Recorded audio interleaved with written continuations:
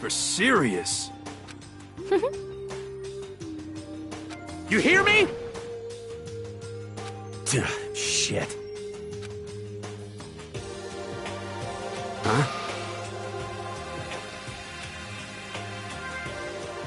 Count on it!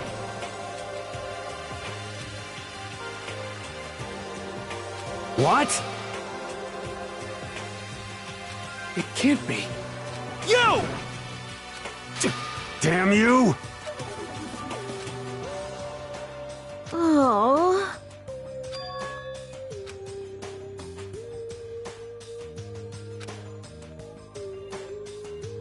Oh. Ah. What? Hey, come on.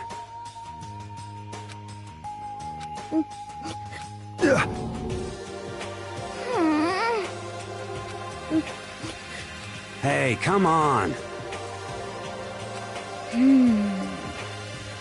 Huh? What? Huh? Yeah, that's right.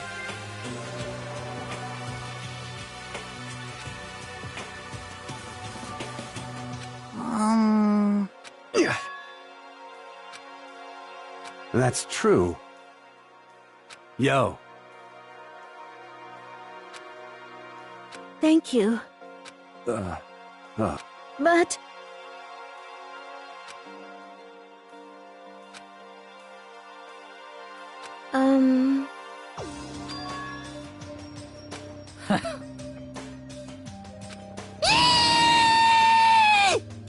Just a second. You know? I see. Thank you.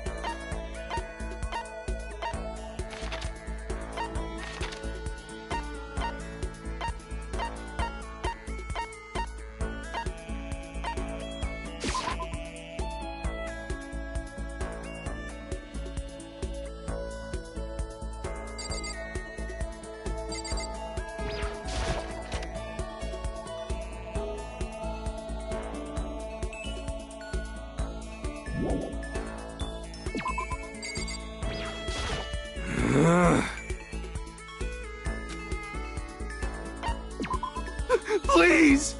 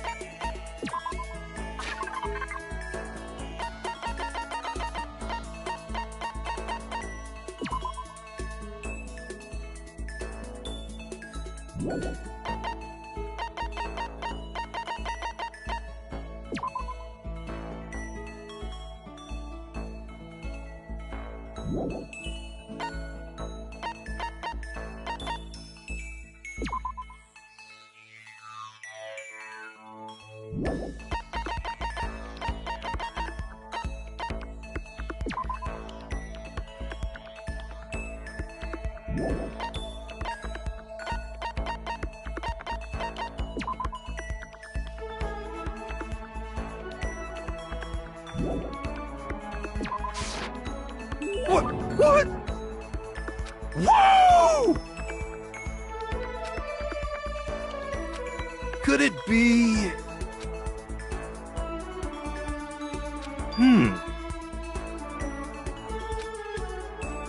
How about that? Don't be mean! Well? What the heck?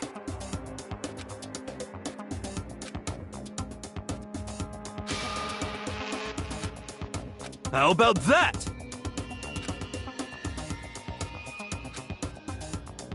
Well?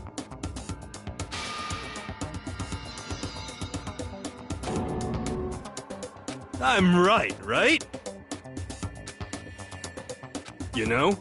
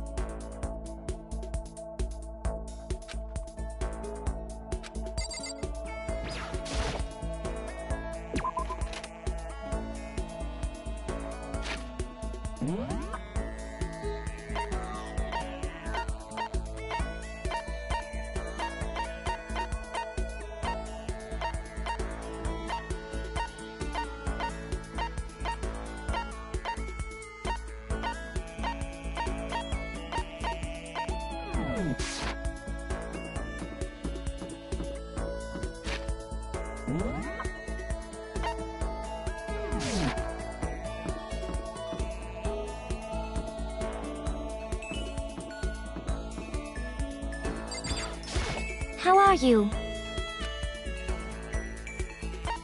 Indeed.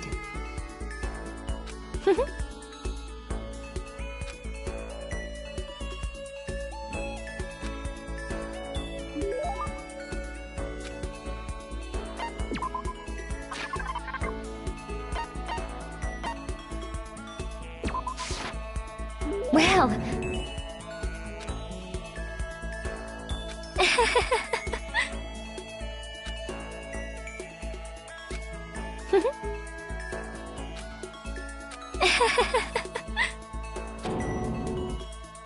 Indeed.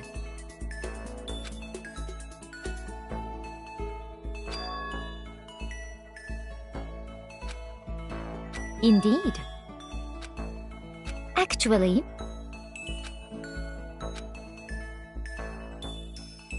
Is that okay? Well...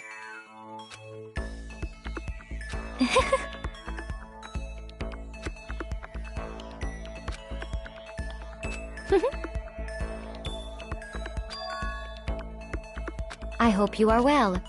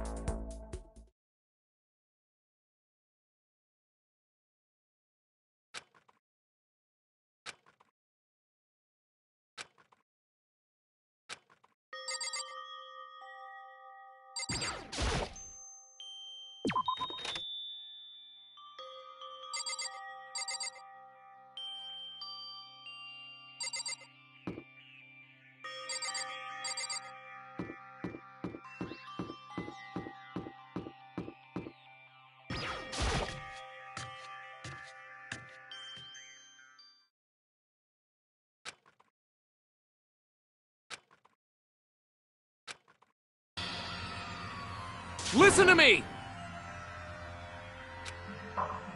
Hey, damn it!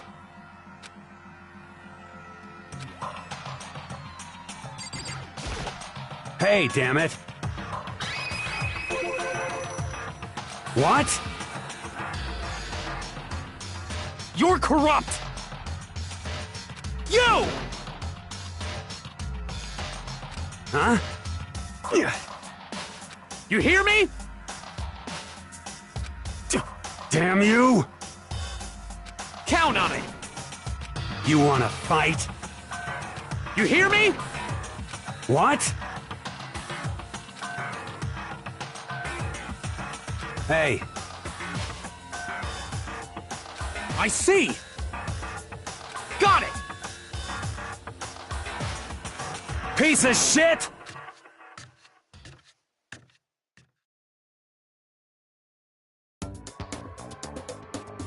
Stop fucking around! You! You wanna throw down? You son of a bitch! Ridiculous! You wanna fight? Stop fucking around! Hey, Mondo, What, asshole? you can take off your uniform, you know? Go ahead. I won't judge. And you can shut the fuck up and mind your own business. I mean, look at you. Your face is all red. What are you, one of those goddamn hot spring monkeys? It just so happens I was born with a red face. You don't have to act all big, man. Act, you say? I'm still plenty good to go. I'm so good, I could eat a steaming hot bowl of soup right now.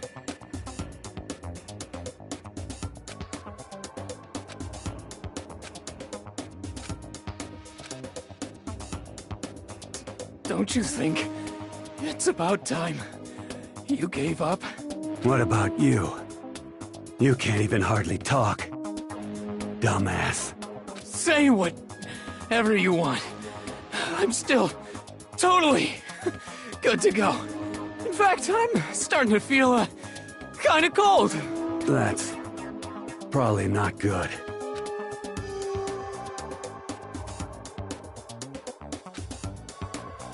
Shut up!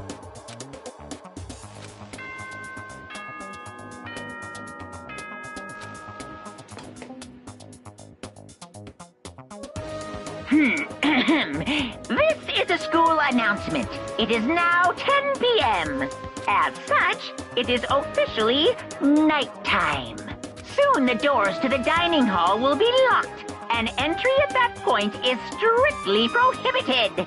Okay then. Sweet dreams, everyone. Good night. Sleep tight. Don't let the bed bug bite.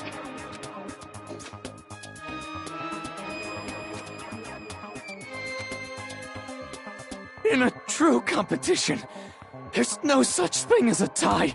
You win, or you lose. That's the only thing that matters.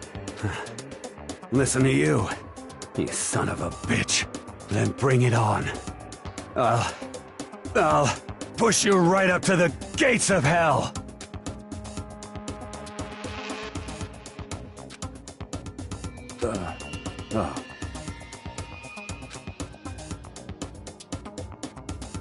Ha ha ha ha! Yeah.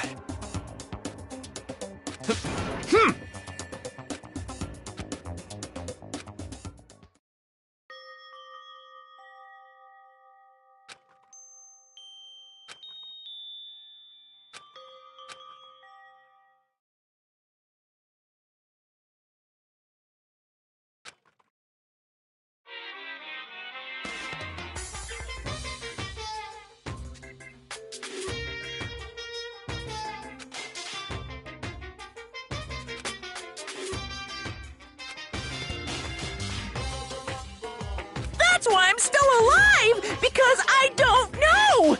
That's why I desperately cling to life!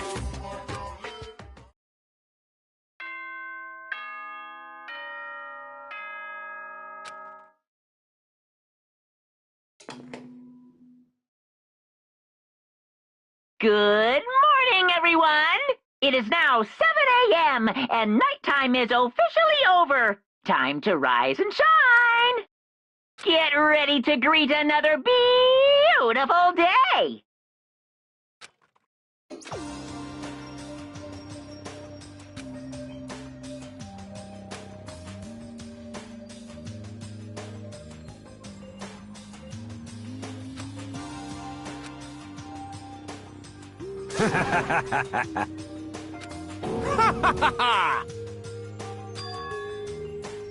Yo,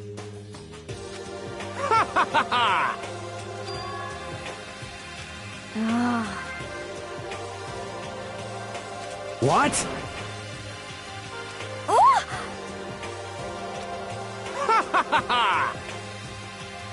You hear me? Ain't that right? Without a doubt. Piece of shit! Got it!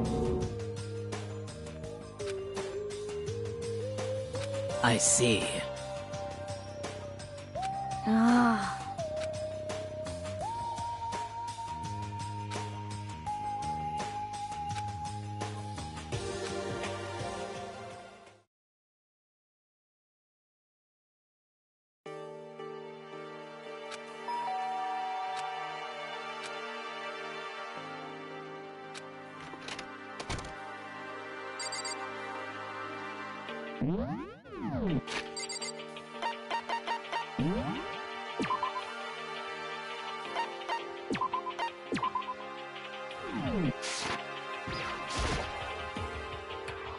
What's your problem?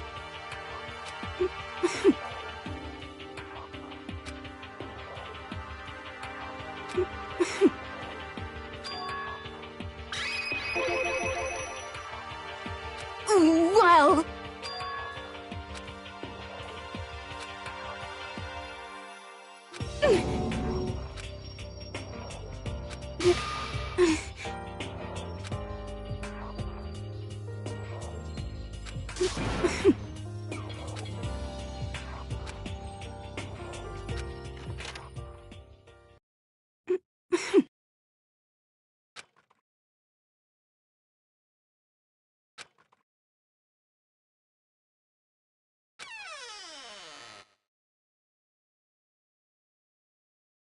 He's here.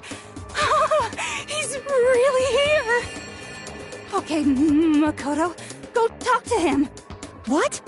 Stop being so loud. Just hurry up and go talk to him. You go talk to him if you want to so bad. I can't. I don't want to interrupt him.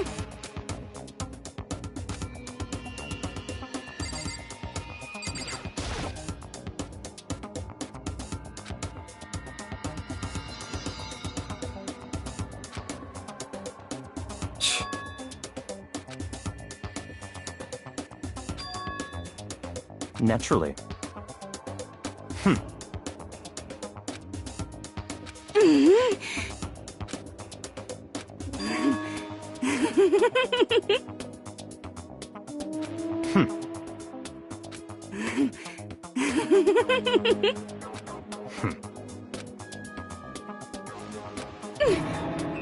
Don't make me repeat myself.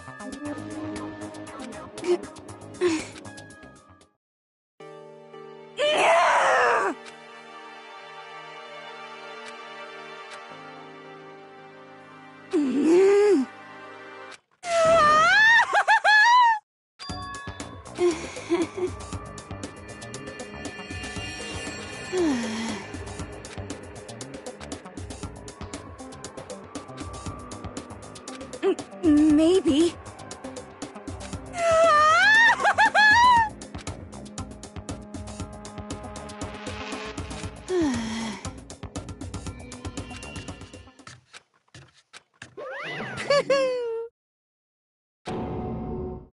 Ba-bum, ba-bum.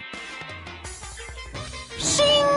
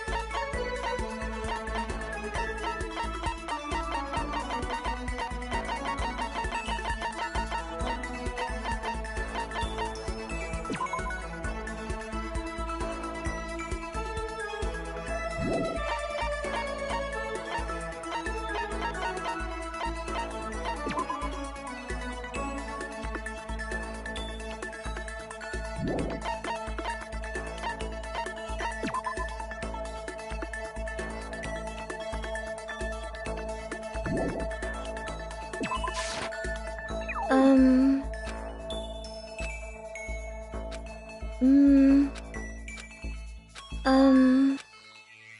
You know?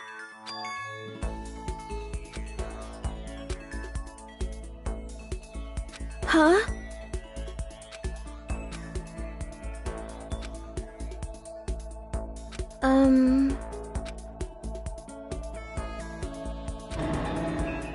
What should I do? You're wrong. You know?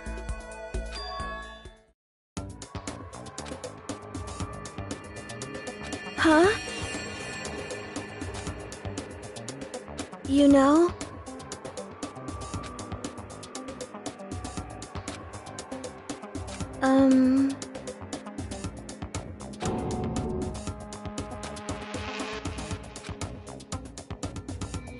But... Huh?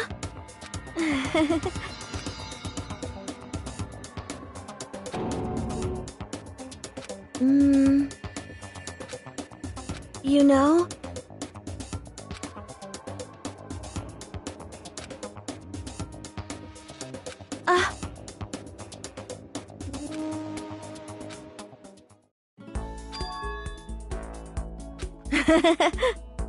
But... Huh? Thank you.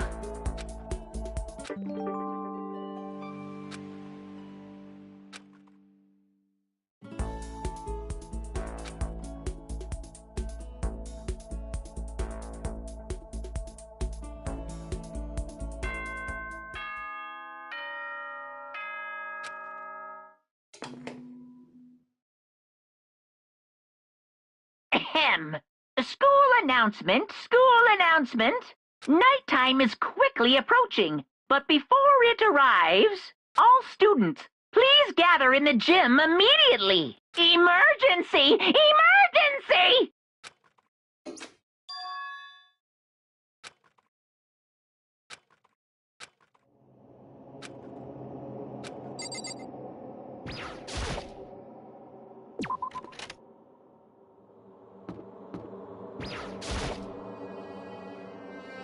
Indeed. Right. Goodbye.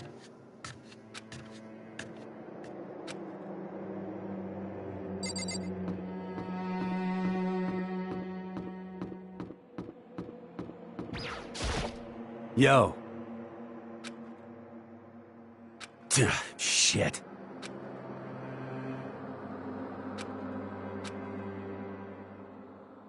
What? Yo. Yo.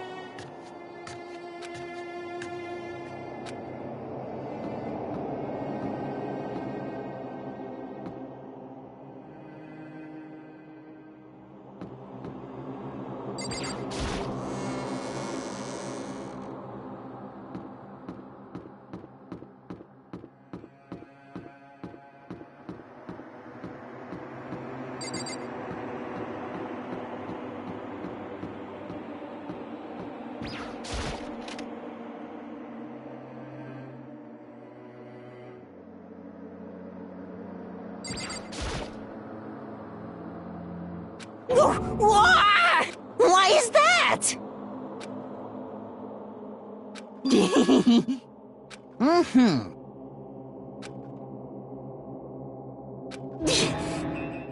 I suppose.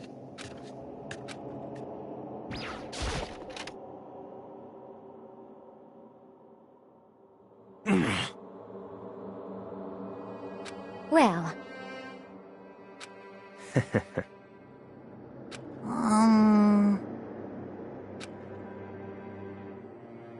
What the heck? Huh?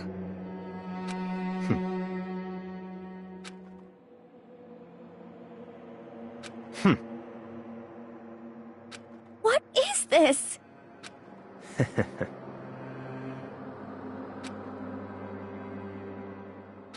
Well... Huh? Certainly. What? Could it be... It's not like some occult mystery.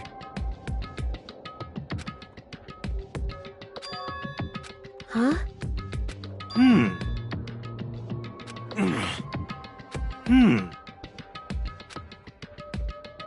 Could it be... For serious?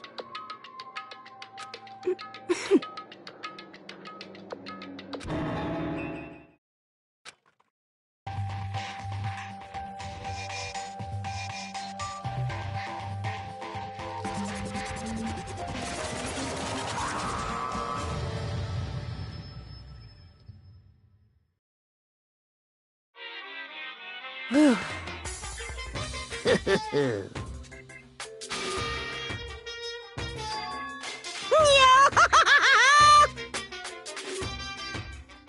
What? And? Say what? If you please.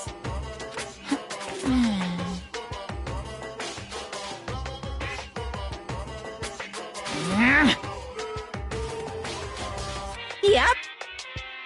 Today, I'm feeling black. Hey,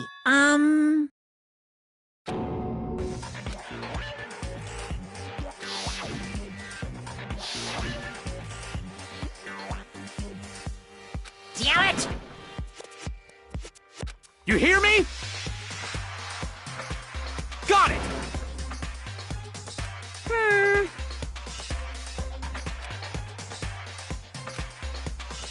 Ba-bum, ba-bum.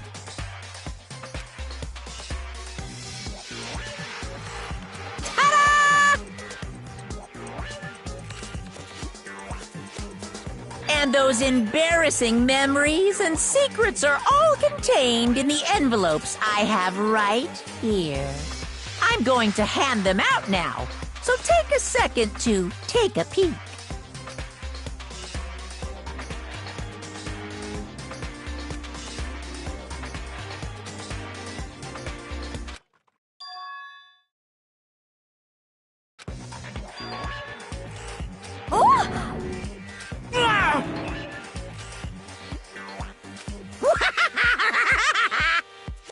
Extreme! Yaha!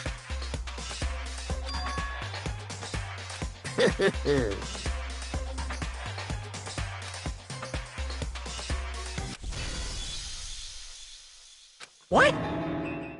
Count on it! This is kind of depressing.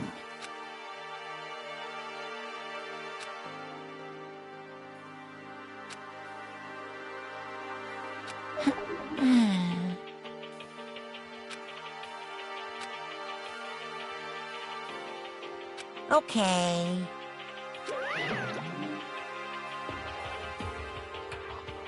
So,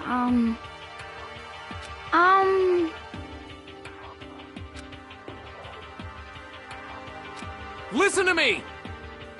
You hear me? Without a doubt. Quiet down and listen!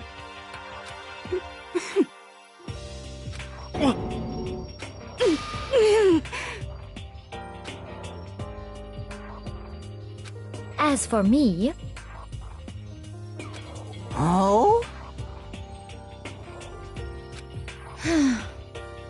Come on, come on. honestly, Here we go. Hey!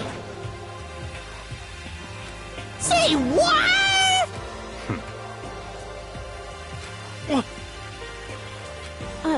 I'm sorry. But... So, That's true.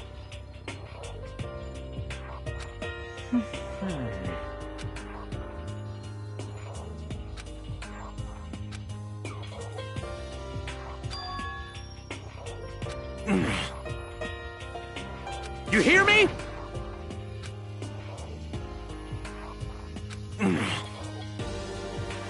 Well...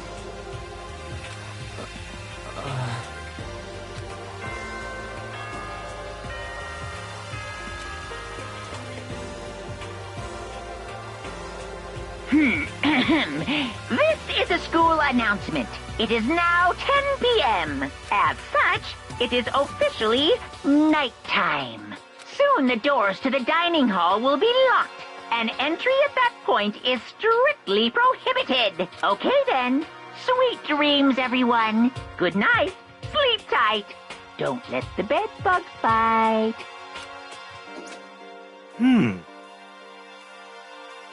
Of course.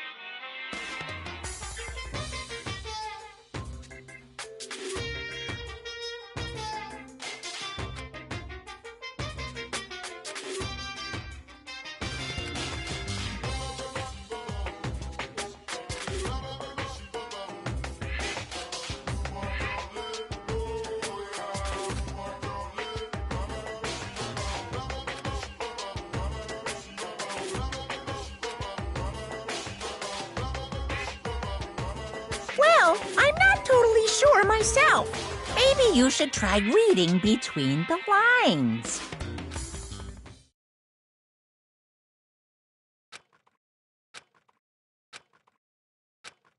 Good morning!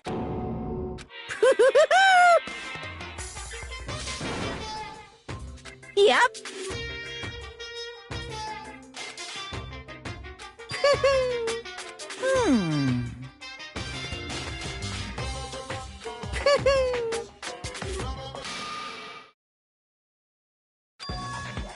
Say what?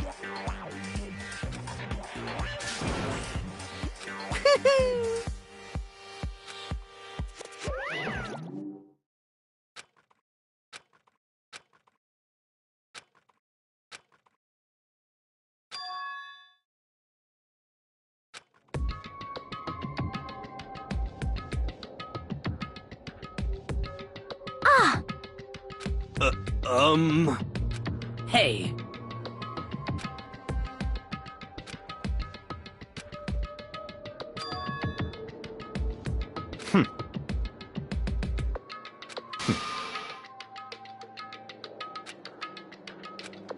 Perhaps.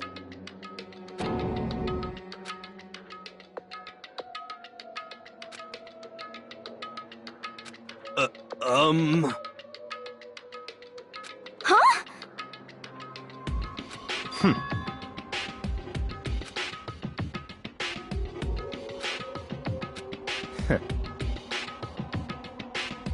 What the heck?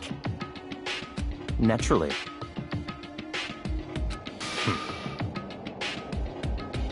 Just the worst. Wait. That's fine.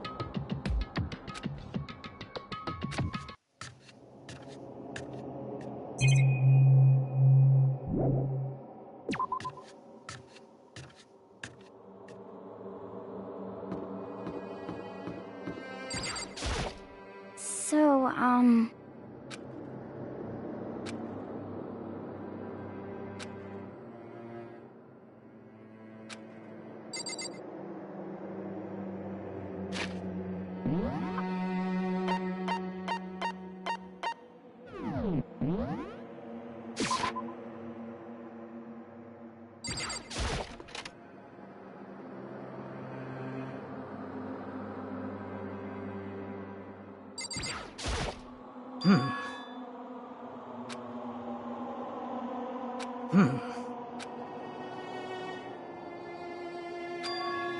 Perhaps.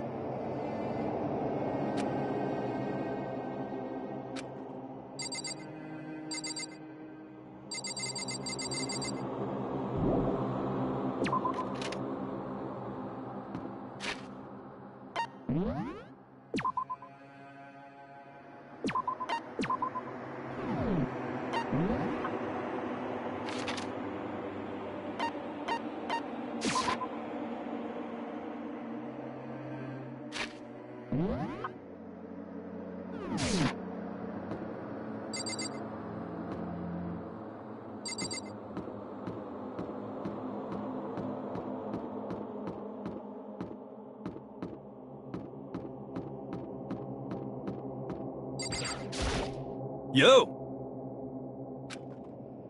For serious? Huh? Hey. Well?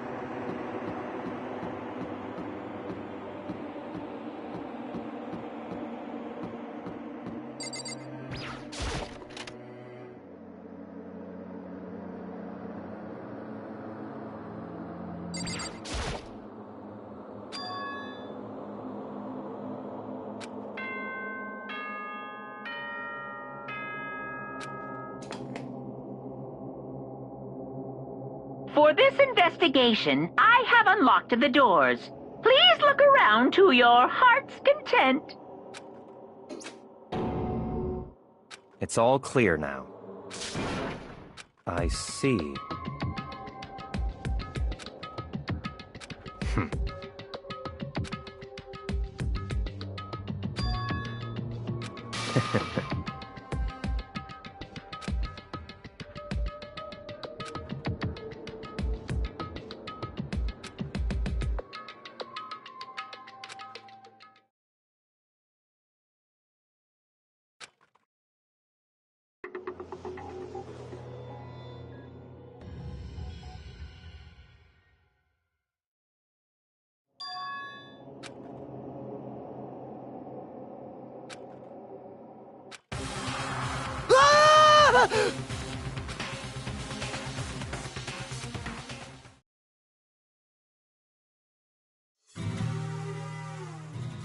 Danganronpa.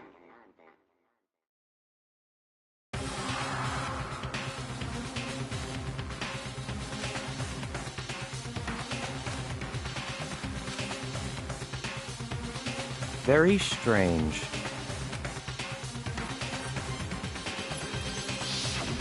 I see.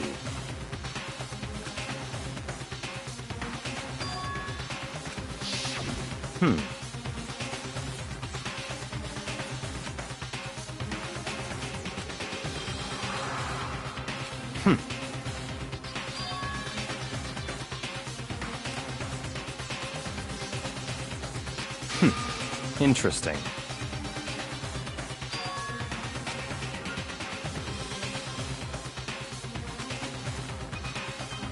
What the heck?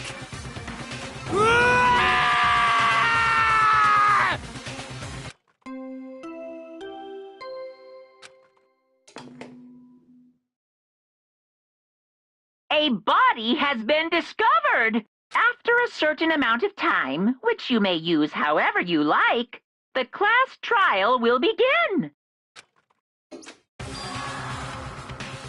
What?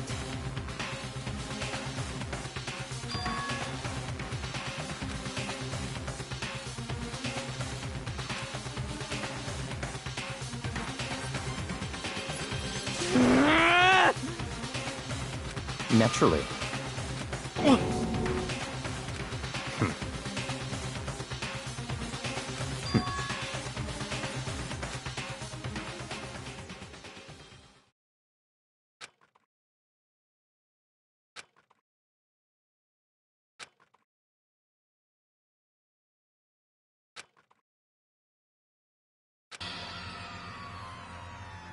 Damn.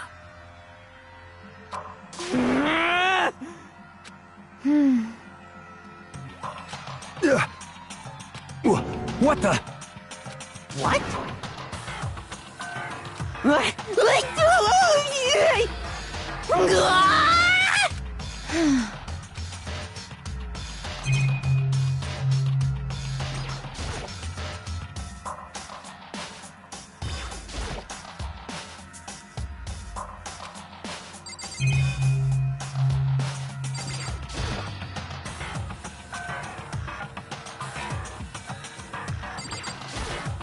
Hey.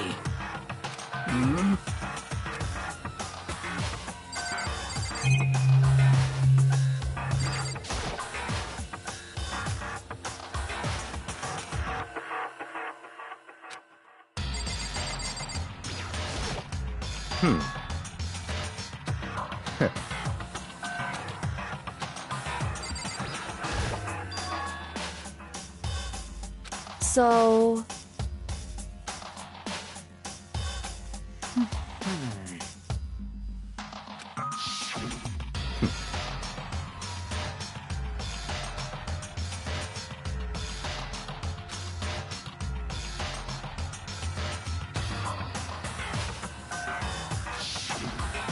What?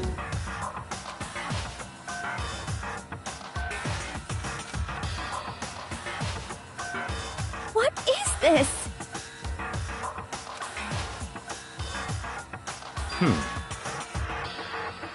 What?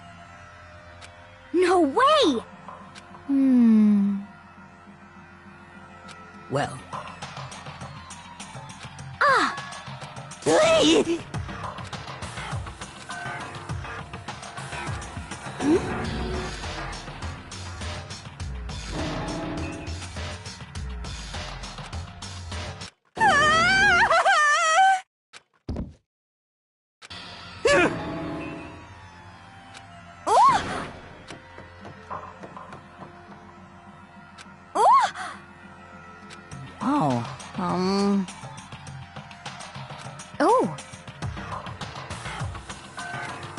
Oh,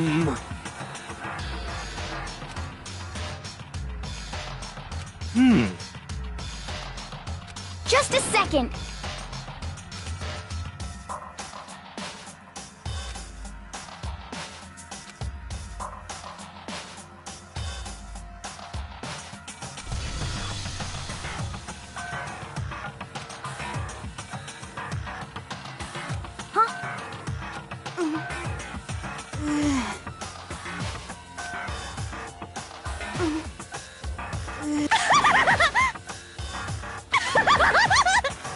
What the heck? Well...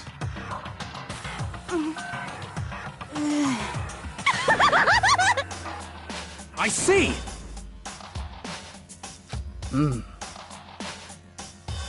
So,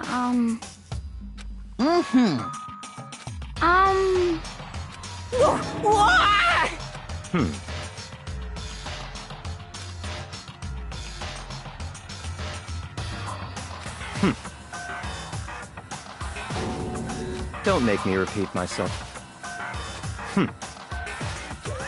of course. Yahoo!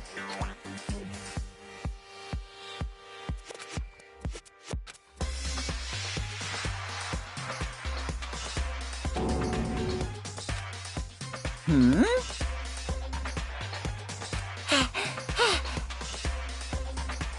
Yeah! Stop talking. It's the Monokuma file! See ya later! No way!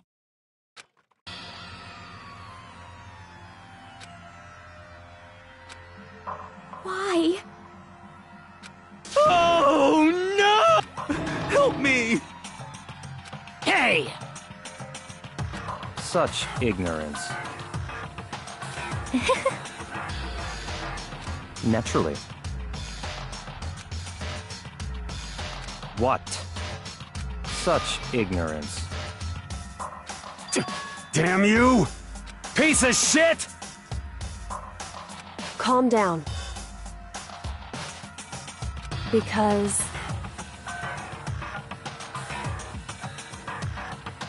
that's right. What? Hey! Hey!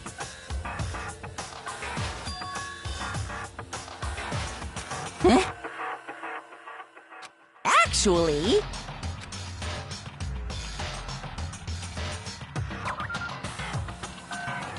So then... Hey,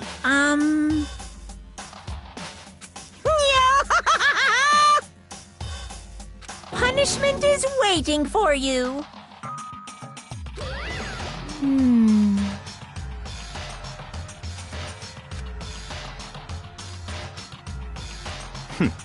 Interesting. You son of a bitch! So, There is nothing to be done. Is that okay?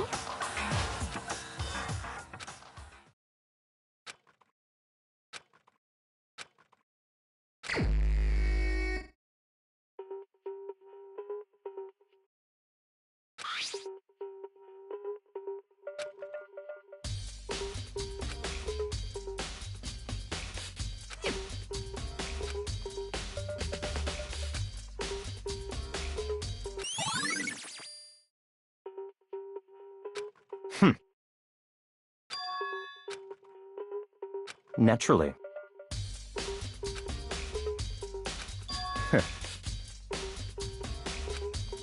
What? Stop talking.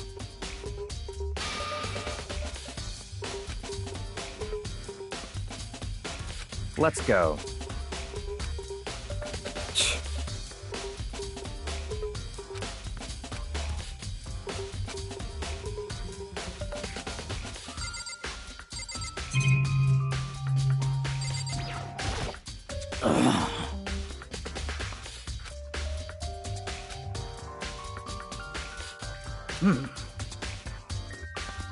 Well...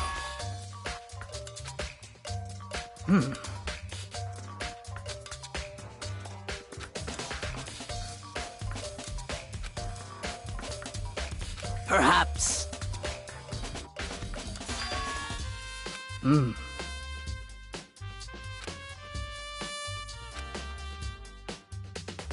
However...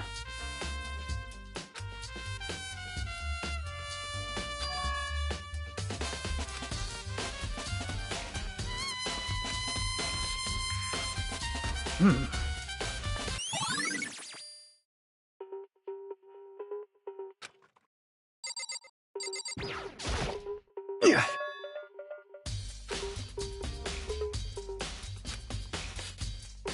Yeah.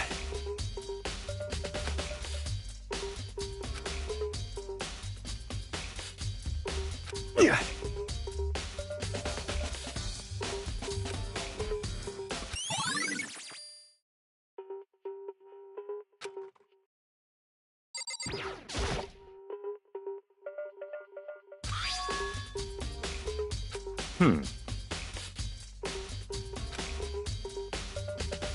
That's right.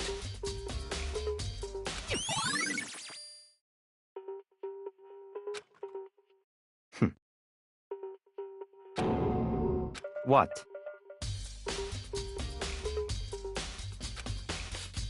Let's go.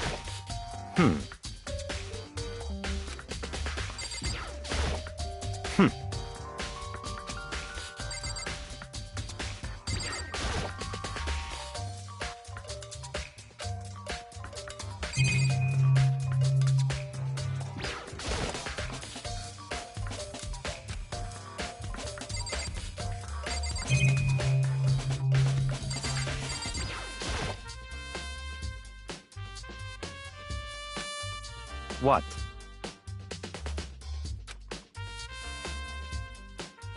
Did you call for me? That's right. You need something? Yep.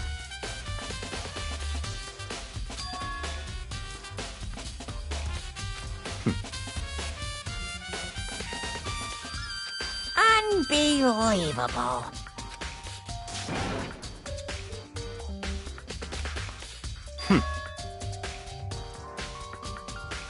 Of course.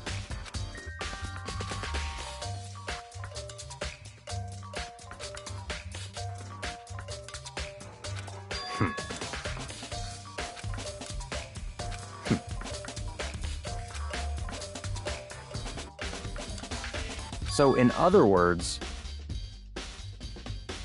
such ignorance.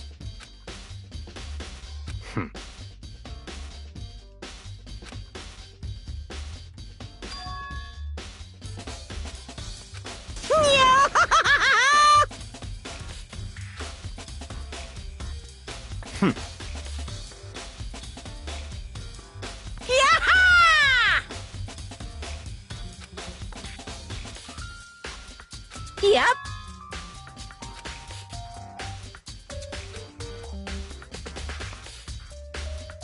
Why you? Unbelievable. That's fine.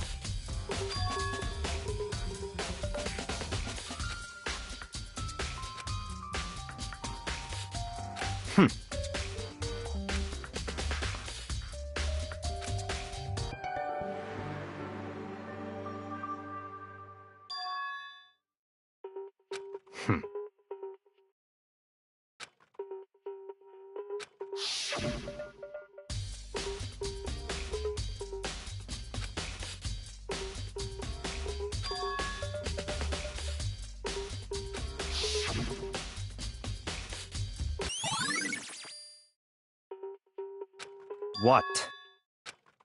Very strange.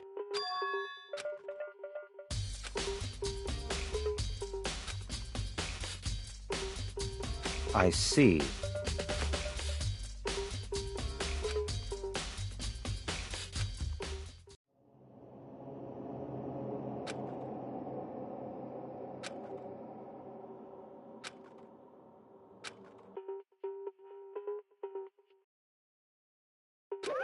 Damn it!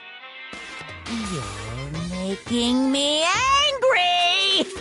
Now I'm really angry!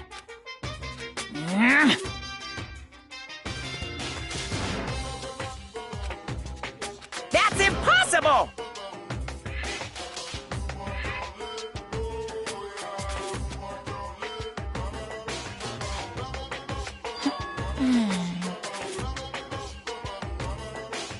I can't hear you! What?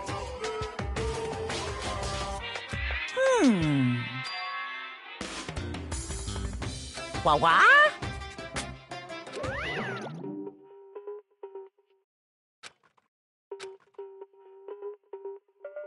That's fine.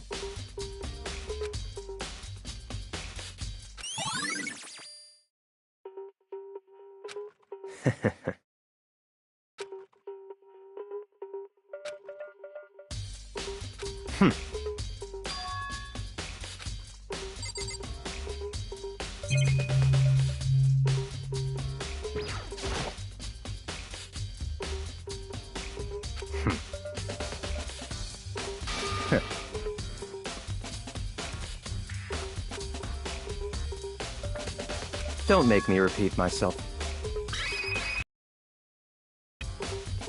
What?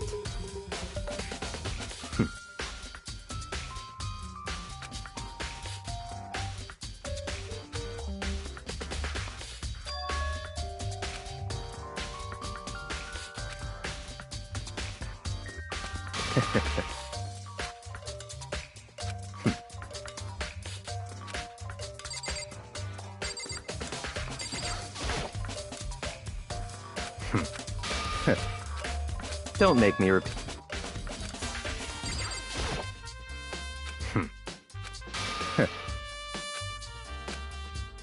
Don't make me repeat myself.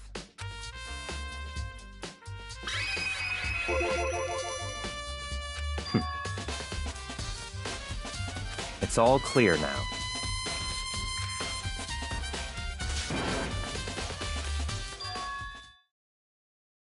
I don't have time to play with you. 'Cause, I mean...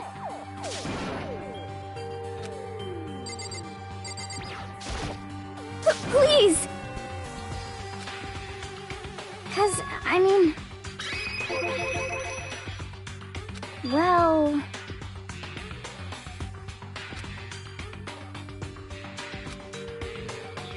Very strange. Don't make me repeat myself. Yeah! Let's go.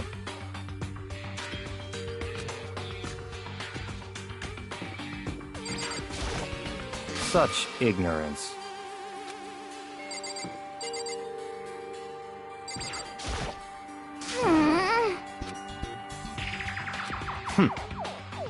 So,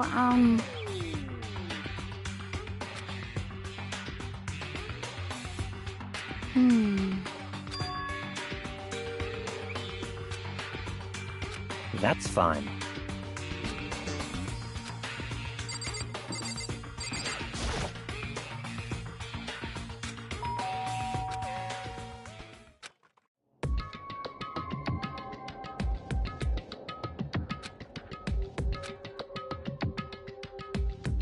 What? Oh, nothing. It's just that, Hina was really worried about you, holding yourself up in your room. Leave me alone. Yeah, sure thing. But, could you open up, just for a second? Won't allow it. Huh? I won't let Genocide Jack have control.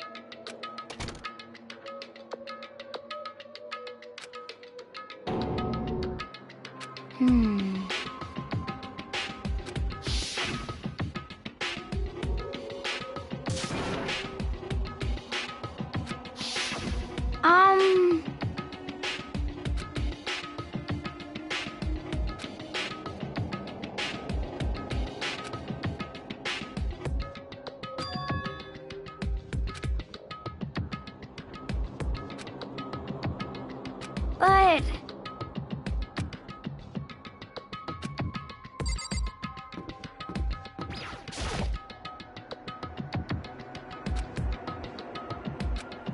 That's fine. Huh?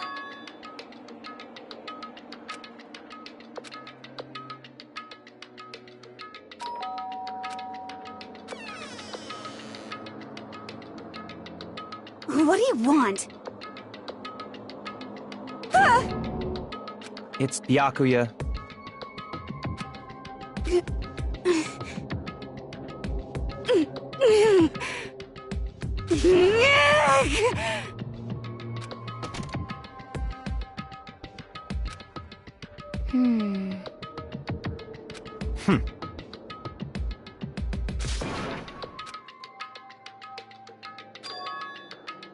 What?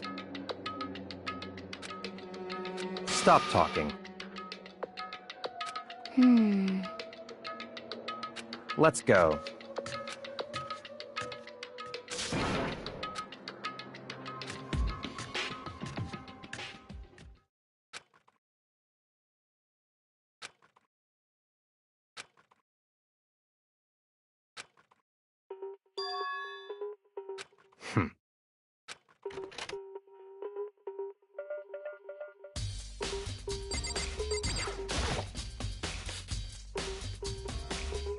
Don't make me repeat myself.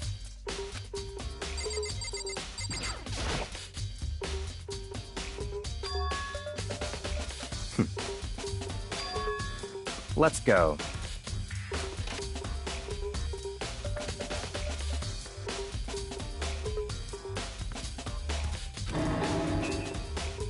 So, in other words,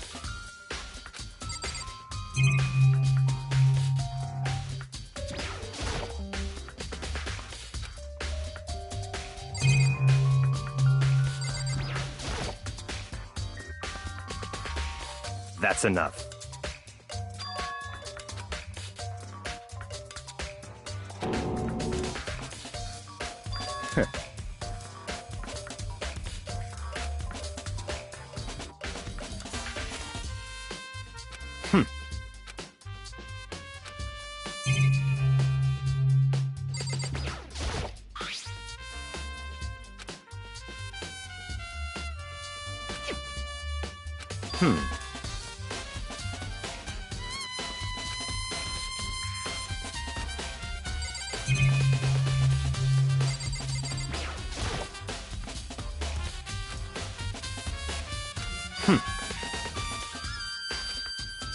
That's right.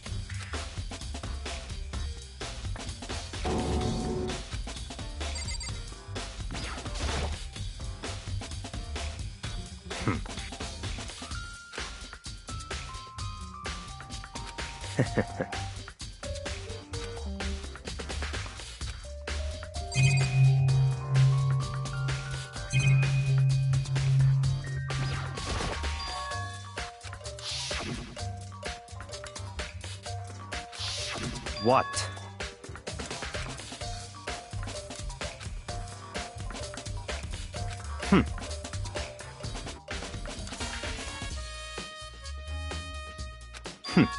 Interesting.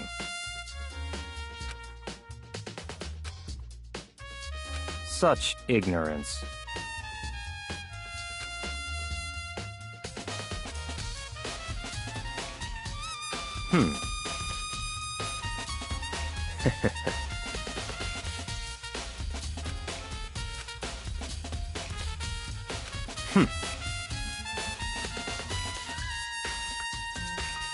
What?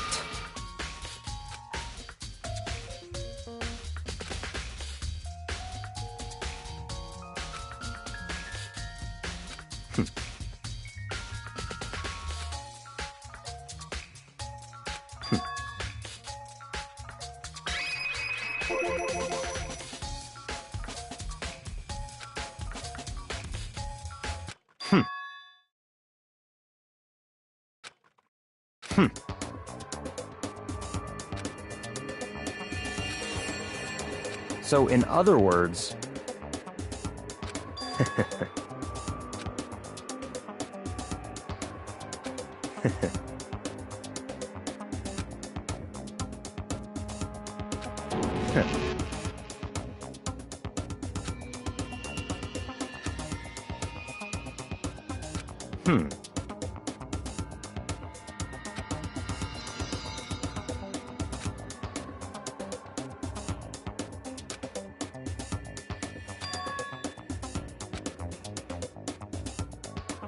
That's right.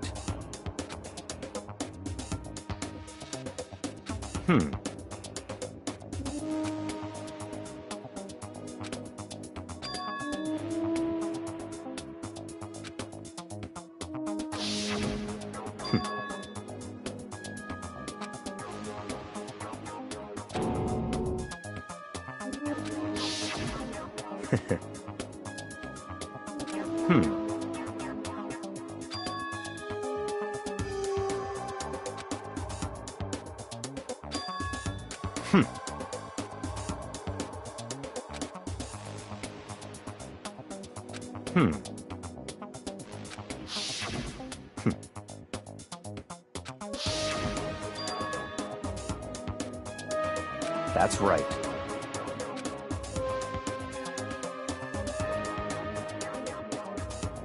So, in other words...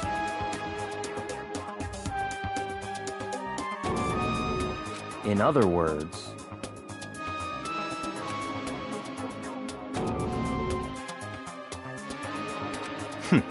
Interesting.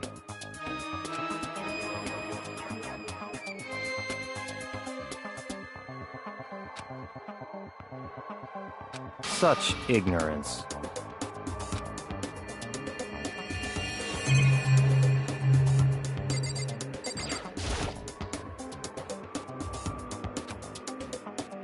That's fine.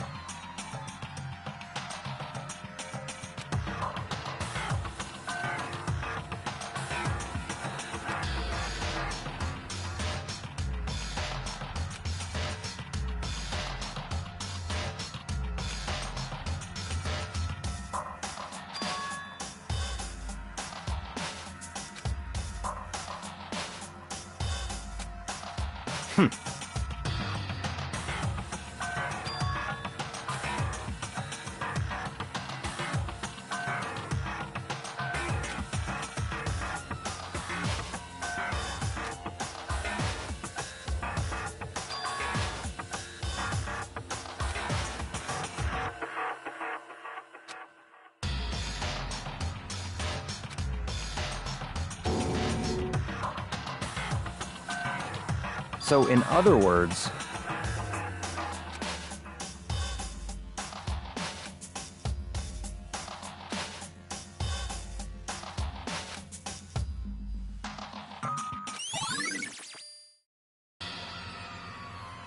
Let's go.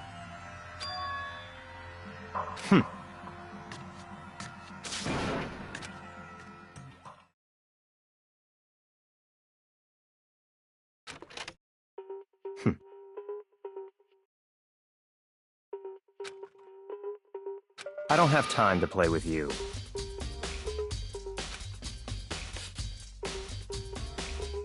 Goodbye.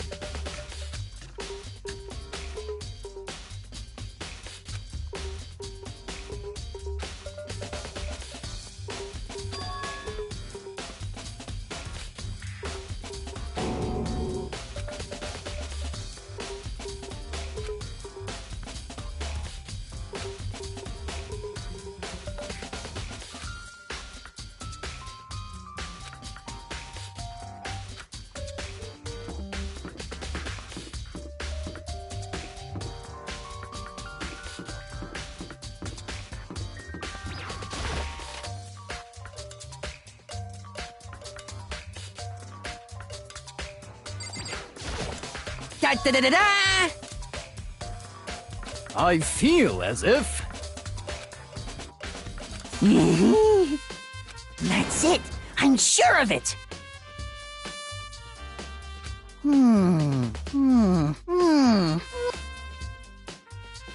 Well, it would seem...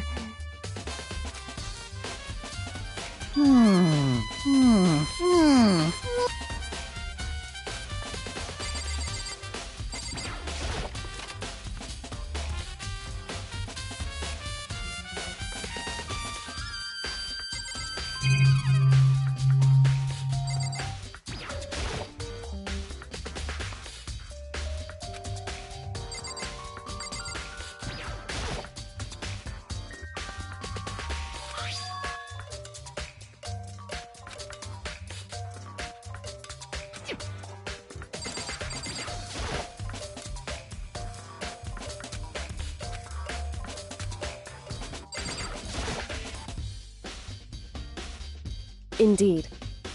However... Well... So then...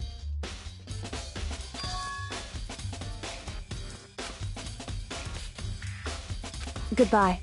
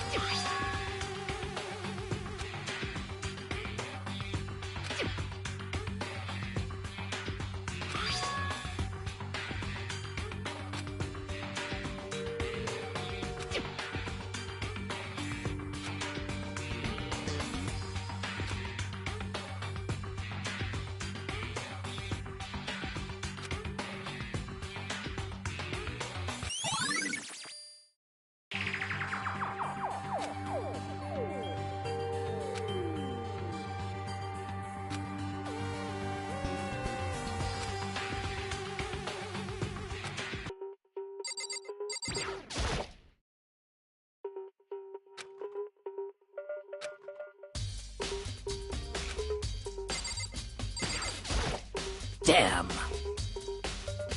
No forgiveness!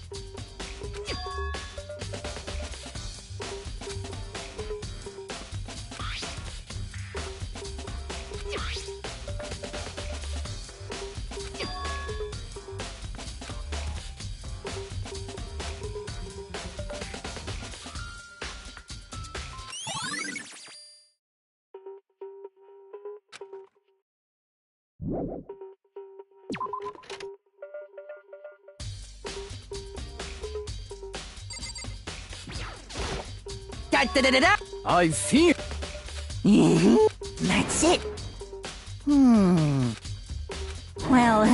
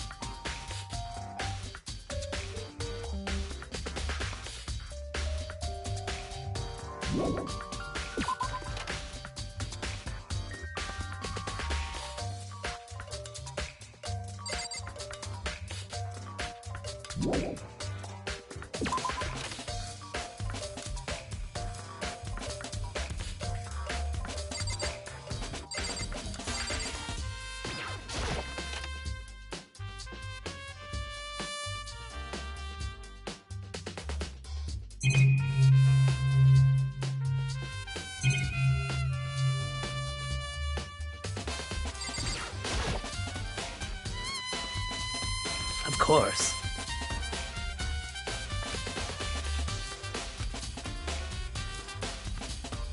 I'm sorry. However...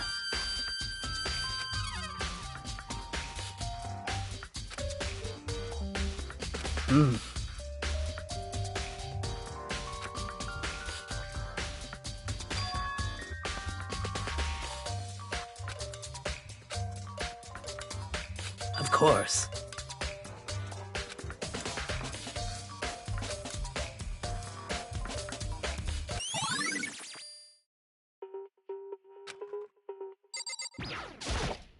I'm sorry.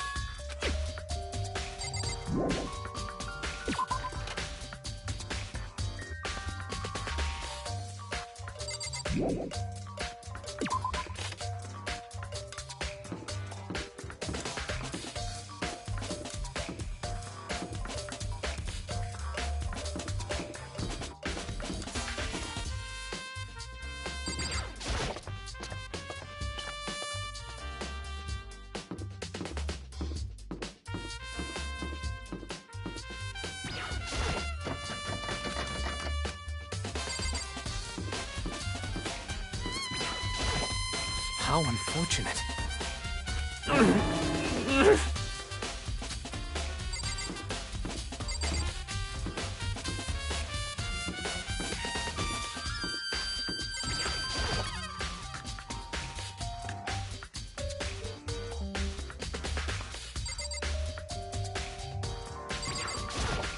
Huh? Oh!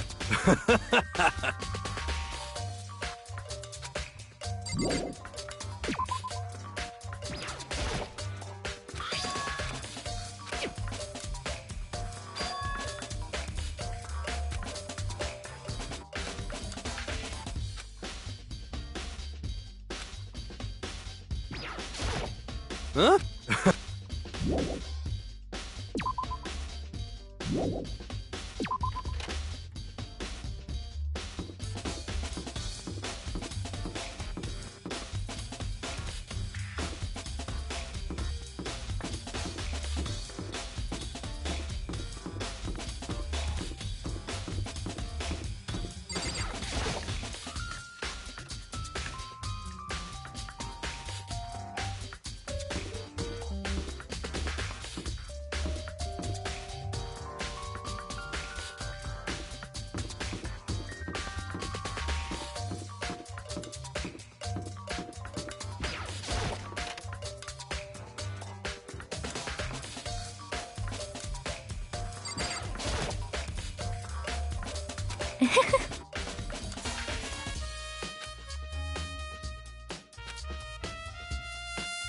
Most unfortunate.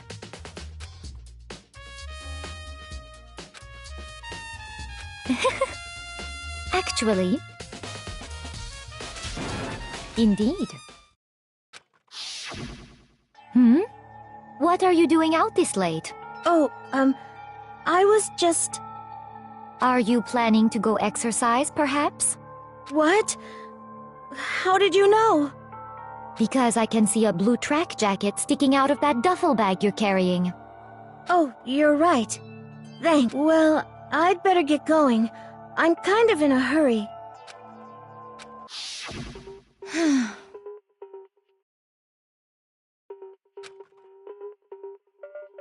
Yes, indeed.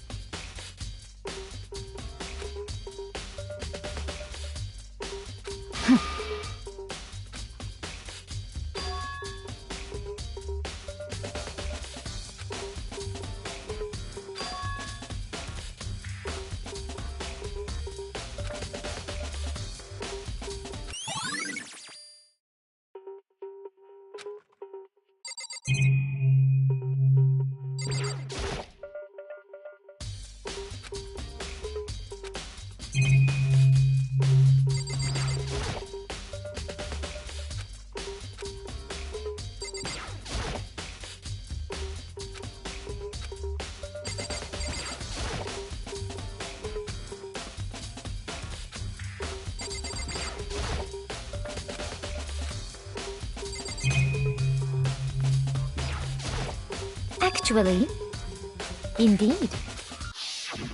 Oh, Are you what? Because I... Oh, you're... well... Yes.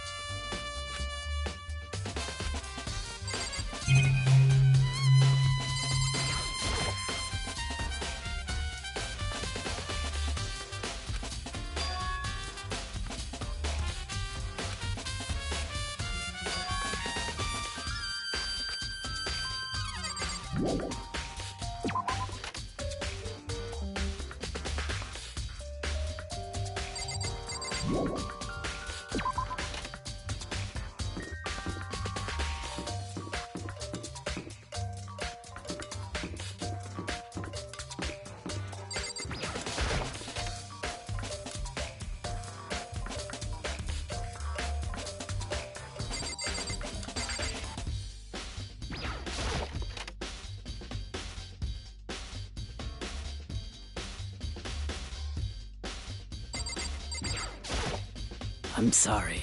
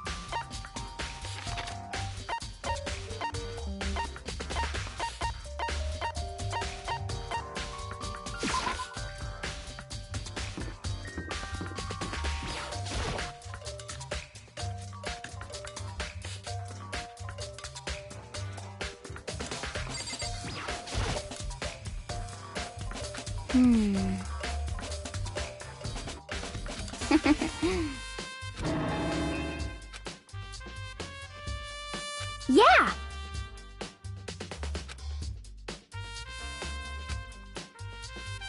Huh?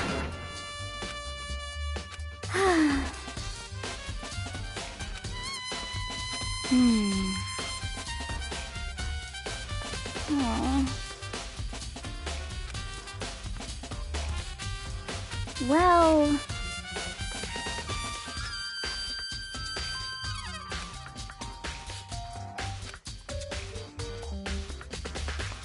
Yeah, totally.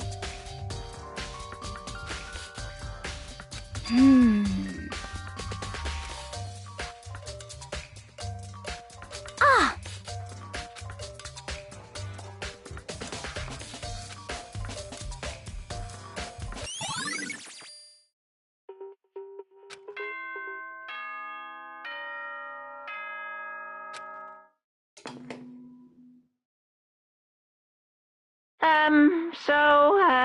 I'm getting tired of waiting. Shall we just plunge right in? It's the moment you've all been waiting for! The class trial! You remember where to meet, right? Please go through the red door on the first floor of the school. See you soon!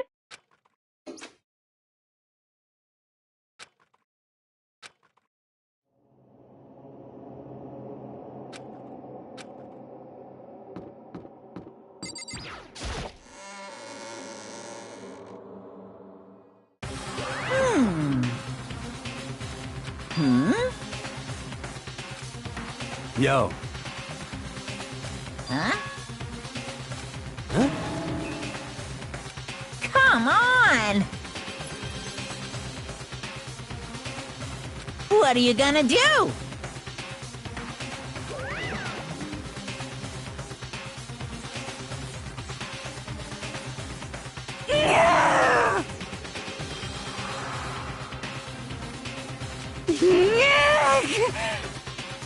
Phew!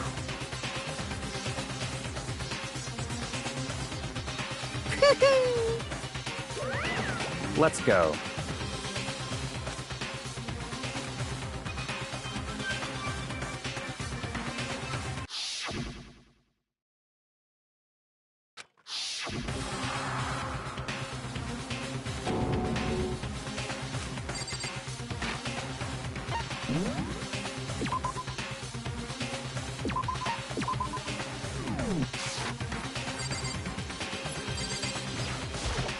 Hey, come on. How very sad.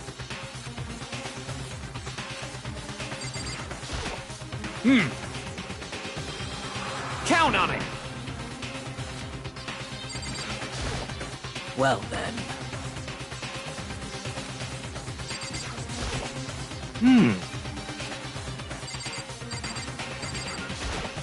Shall we go?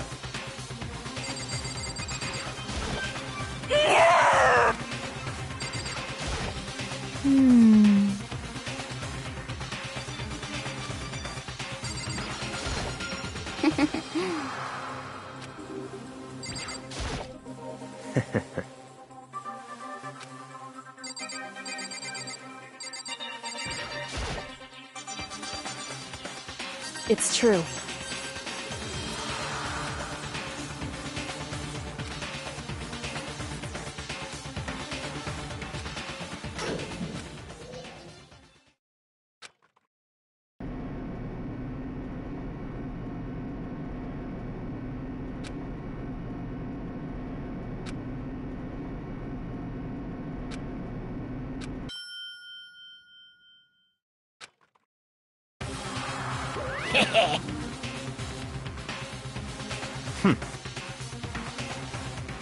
Very nice. Well? Thrills, chills, kills!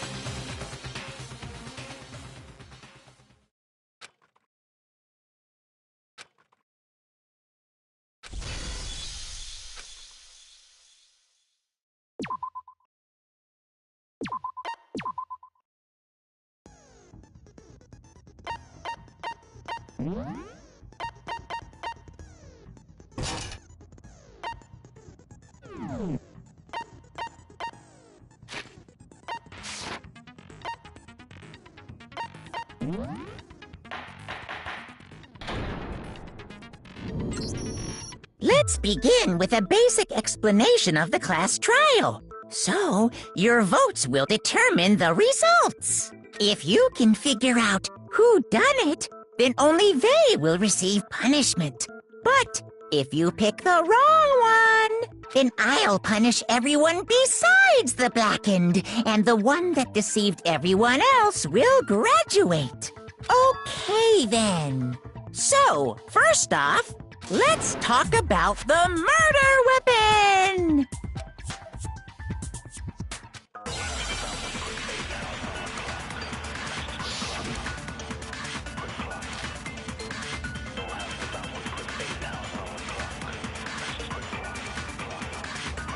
Chihiro's fatal injury. It appears it was a head wound. According to the Monokuma file, the killer used a blunt instrument. But what kind of blunt instrument could it have been? I bet it was an iron pipe. Interesting. That certainly would make for a powerful weapon. Poor Chihiro.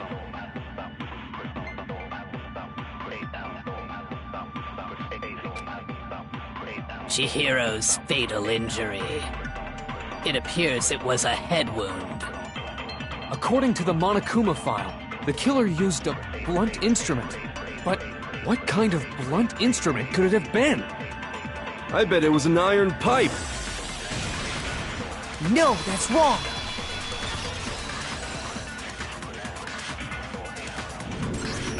Can we agree that the object that dealt the fatal blow was the dumbbell, found at the scene of the crime? It was covered in blood, and there was nothing else at the scene that could have caused that kind of injury. And the wound on the victim's head is consistent with the shape of the dumbbell. As far as I'm concerned, there's no mistake and no room for doubt on this one. You looked at her head wound? Yay! That's so creepy! If you don't mind, I will proceed from here. Let's move on to discussion of the culprit. Although, I believe the criminal behind this heinous act is already quite clear. What? For real? Chihiro's killer is the fiendish serial killer, Genocide Jack.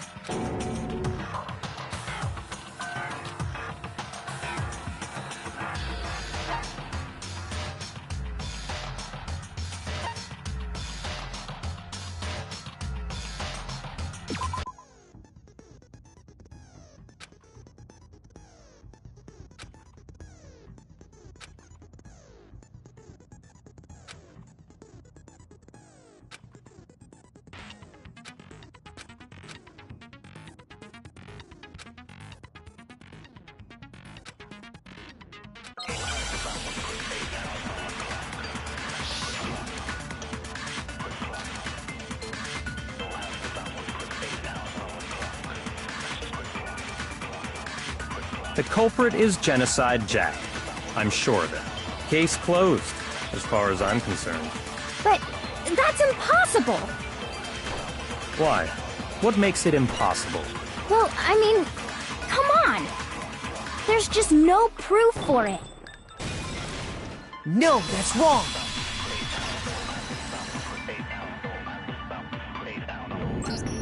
I might know one reason he could be involved. What? I found this file while I was looking around the archive in the library. I guess it's some kind of confidential file the police put together about the Genocide Jack case. What? That's kinda weird as shit, isn't it? What was something like that doing in the library? The why of it is probably more trouble than it's worth, so let's forget about that for now. More importantly, it outlines all the specifics of every Genocide Jack case in exceeding detail. According to the file, there appear to be two defining characteristics in every Genocide Jack case. The first is that a bloody message is found written at the scene of every murder. Oh, that's right. Boob lust. No. It's actually bloodlust. But more important is the other characteristic, and it's something that has never been made public. Never made public? What the hell is it? Why don't you tell them, Makoto?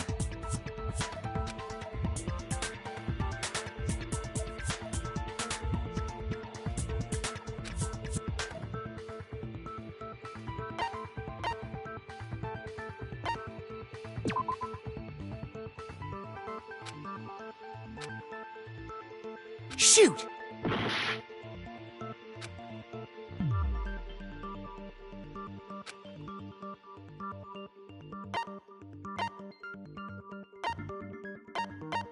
I got it! Apparently, in every Genocide Jack case, the killer suspends the body in a certain way. Other than the killer, the only people who know about this are the higher-ups in the police department. However, Chihiro was most definitely suspended in the same way. So, how did the culprit know about this when only high-level police officials were aware of it? There's only one logical answer I can think of. It's because the culprit in this case is the real Genocide Jack. No fucking way! You're saying Genocide Jack is one of us? Yes, in fact, it's Toko. What? Genocide Jack's true identity is Toko Fukawa. You lie! What? Hey, okay, wait, hold on a sec. Toko has, like, bloodophobia or whatever, remember? What kind of serial killer is afraid of blood? Is Toko Genocide Jack? The answer is yes and no. Another riddle? Man, why has this gotta be so complicated?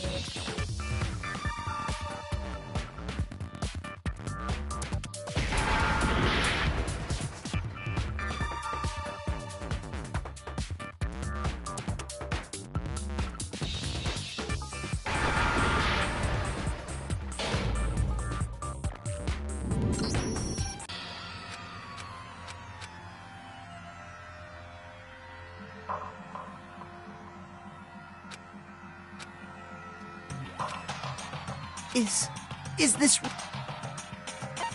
I refuse to give up yet!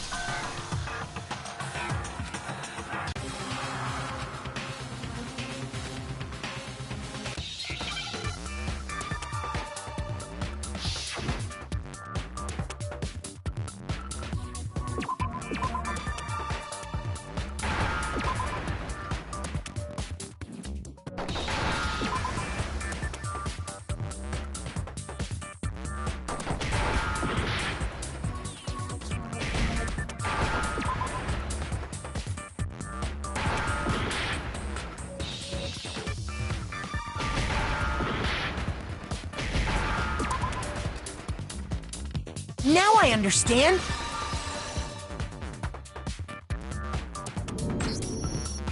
Is it because Genocide Jack has a split personality? Huh? I think I read that somewhere in the file, too. They thought that the suspect might have... what did they call it? Dissociative identity disorder. Oh, okay.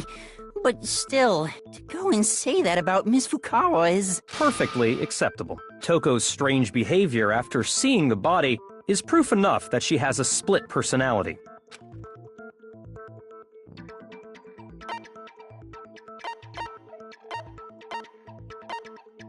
I got it! You're talking about how she started acting totally different than usual, right? That's right. Think back. She fainted when she saw Chihiro's corpse, and then, when she woke up...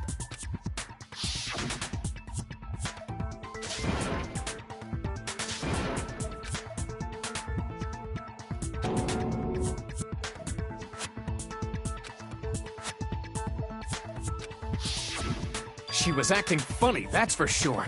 That melancholy tone of hers completely disappeared. Don't go assigning adjectives to my tone without permission. Not to mention, once she regained consciousness and saw Chihiro's body again, she was utterly calm. In other words, within her is one personality that can't handle blood, and one that obviously can. So when Toko trapped herself in her room, it's because she was scared of Genocide Jack?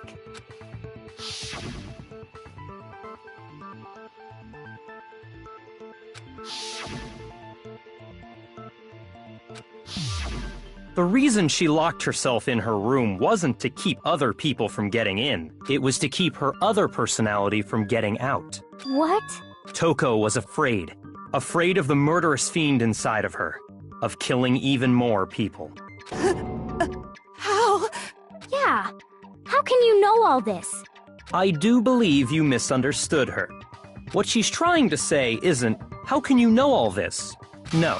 What she wants to know is, how could you tell them? Huh? Last night, just before Monokuma gave his motive speech, Toko and I had a strange conversation. She told me a most interesting story. She said a murderous fiend lived within her, and she was afraid it could appear and attack at any time. And that trepidation is what's caused her to have such a bleak attitude. Isn't that right, Toko? This is all a lie. Right, Toko? You said you wouldn't tell anyone. What? You promised! I can't believe you lied! You have only yourself to blame. You came to me with your tragic little story. I didn't ask you to. This is the real world, not some romantic fantasy fairy tale. Besides, you broke your promise first. You said that as long as you were here, no matter what, you wouldn't let Genocide Jack kill anyone. But in spite of that promise...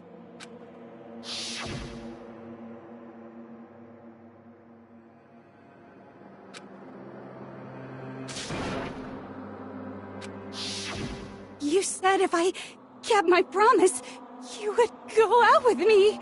That's the only reason I promised. How many times do I have to tell you? I never said that, but you weren't able to do it. You just couldn't resist that rush you got from killing, could you? I tried.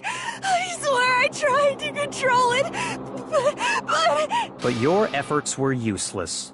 What a disappointment. I hate you. Well, the opening act is nearly finished. All that's left is to hear from the person in question directly. The person? You don't mean...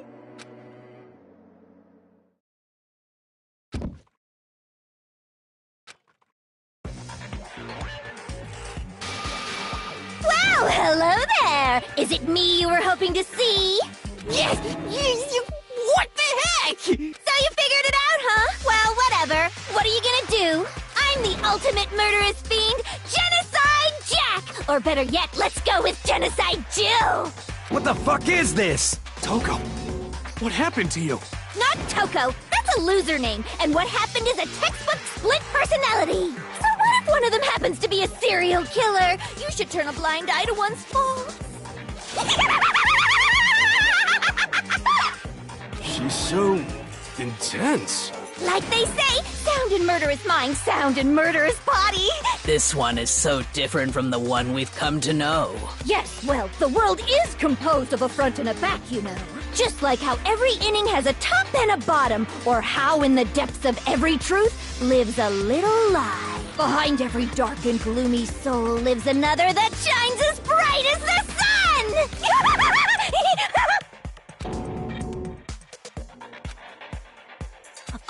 Miss Jack, Jill, can I ask you a question? What's up? Some of us think you might be the mastermind behind our entire situation. What are your thoughts on that? Well, I'll tell you. I am the mastermind of all masterminds! Just kidding!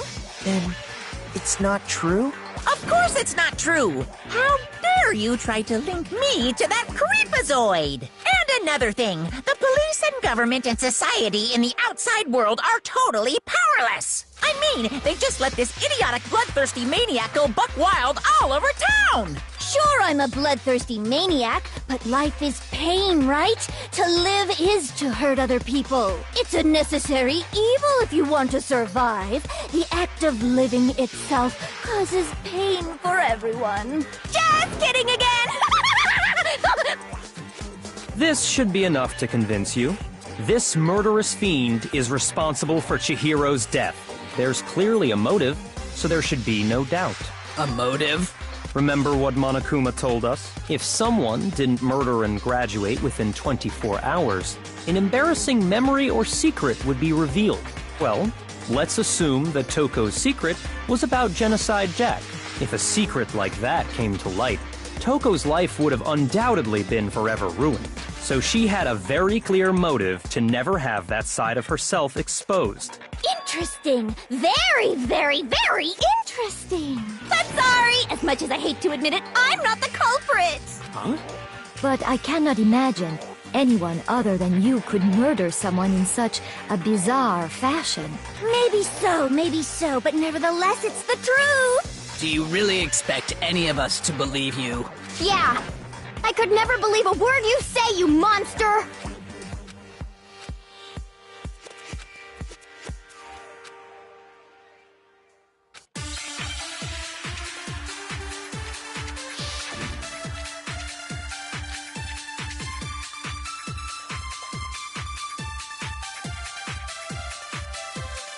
Sorry, but I didn't kill anyone! You say that, but do you really expect any of us to believe it?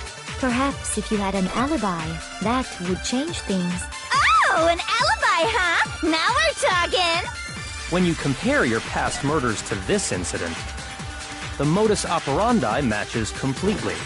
What more proof do we need? Give it up.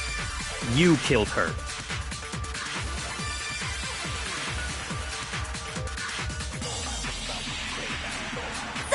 But I didn't kill anyone! You say that, but do you really expect any of us to believe it? Perhaps if you had an alibi, that would change things. Oh, an alibi, huh? Now we're talking!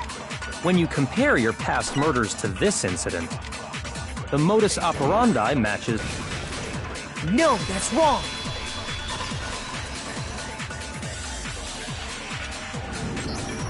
Are the methods of murder really exactly the same? I'm not so sure about that. I think there's a slight difference between the Genocide Jack cases and this one. Huh? How's it any different? Uh-oh, you don't know? Well then, human garbage, let me tell you! I murder with passion and conviction. I consider myself a professional, and I have a very particular way of doing things.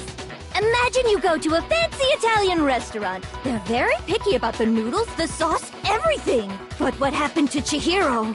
It'd be like if that same Italian restaurant started using ragu or Chef Boyardee. This is no creation of mine. Let me rephrase that, in a way that maybe makes more sense. There are two clear differences between the Genocide Jack cases and this one.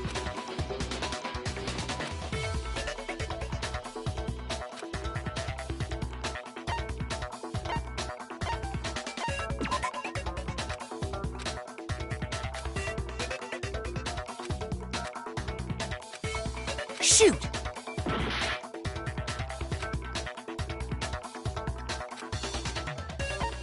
I got it! For one, the cause of death is different. In the Genocide Jack murders, all the victims were killed the same way. According to the case file, they were all apparently killed with a pair of scissors. But Chihiro died from a blow to the head, right? Ah, yes. That is remarkably different from the other murders. Wouldn't it be strange for someone who kills the same way without fail to suddenly change their method? And there's more. One more conflicting detail. That's right! In my recipe of murder, if the bloody message is the tortellini, then the arrangement of the body would be the pesto sauce! Could you please stop comparing killing people to cooking? So, are you saying the other difference has to do with how the body was arranged?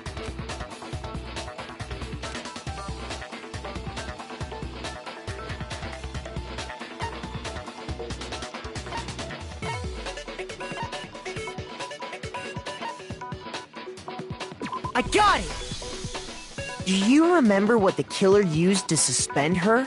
They used some kind of rope to hang her up by her wrists. What is your point?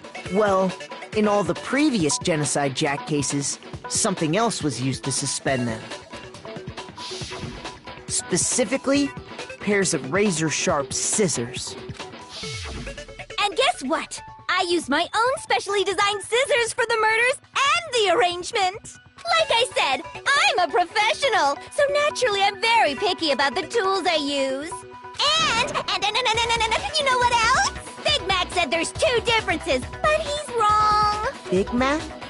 Are you referring to me? Listen up, Big Mac. There's actually one more difference. Huh?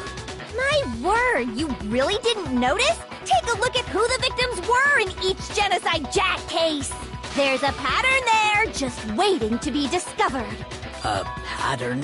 Figure that out, and it'll be plain as death why I couldn't have possibly killed that little lolly girl.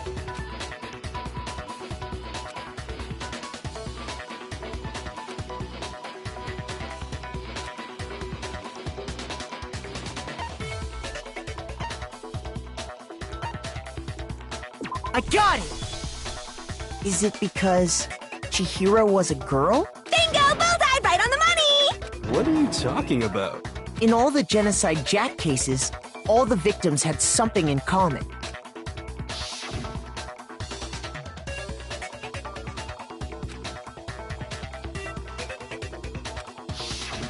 They were all guys? That's right! The people I kill with such passion and conviction are all adorable little men! I can't believe I said it! I'm so embarrassed! The hell is wrong with you? I can't help it! I'm just a full-throttle boy-on-boy fangirl, and the mopey side of me just hates it. But now I'm on the fast track to becoming a full-fledged fan madam! So, since Chihiro was a girl and not an adorable little man, you wouldn't kill her? Would an Italian chef suddenly start making ramen just because they're both noodles? Don't be stupid. I have too much passion and conviction to cross that line. That's the absolute reality of the one and only. We get it. You've clearly explained your hobby and your philosophy. But that's not all there is to it. It's a different matter entirely. When you're forced to kill in order to survive. Quiet, lowly cur! Lowly? Cur? I would never kill for a reason as petty as mere survival. And if by some fluke I did kill to survive, why would I bother with the message and arrangement? It'd make me the obvious suspect! That does make some amount of sense. Plus, whatever reason I have for killing, I would never leave out my prized scissors. Who would go out of their way to use a big, stupid, heavy dumbbell? Maybe you used the dumbbell because you couldn't find any scissors in the school? Any scissors? I don't just use any scissors. I only use my own set of high-class envy of the entire world scissors! Okay, whatever. There still aren't any in the school. Are you sure about that? Da-da-da-da! She's fully equipped! That's right! So I can kill anywhere, any time! Why would I resort to dumbbells or rope when I have my trusty scissors by my side? Go ahead, tell me I'm wrong! You can't, can you? Gutter dogs, all of you!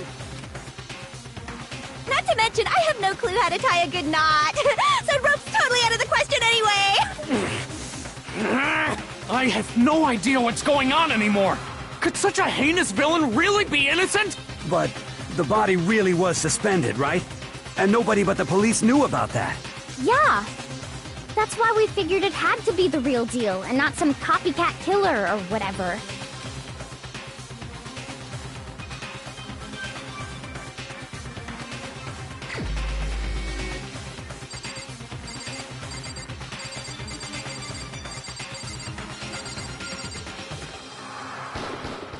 Here's my answer. Byakuya, it's possible you could have found out, isn't it? You'd have no problem gaining access to classified government documents or internal police records. Plus, you'd already looked through the Genocide Jack file before this all happened, hadn't you? Are you saying Mr. Togami did it? Then, the reason he pushed the theory of Genocide Jack being the killer so hard was because he wanted to pin the crime on her. So, he rearranged the scene to disguise it and make it look like I put my stamp on it. The adorable glasses man was behind it all. Oh, I'm on fire! Well, Byakuya, what's your response? I see. So now the suspicion falls on me. Then I must ask, when would you say I began acting suspicious? Surely you must have an answer. Looking back and thinking about it now, the way you were acting right before we discovered the body was a little strange.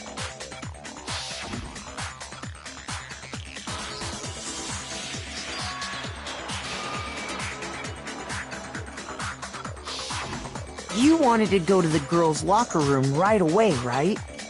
But since you're a guy... I should have naturally thought of the boys' locker room first. Is that what you want to say? The victim was Chihiro, a girl. Hence why I said we should check the girls' locker room. Nothing strange about that, I'd say. On the contrary, there's something very strange. Okay then, what's so strange about it? Go ahead, share with the rest of the class.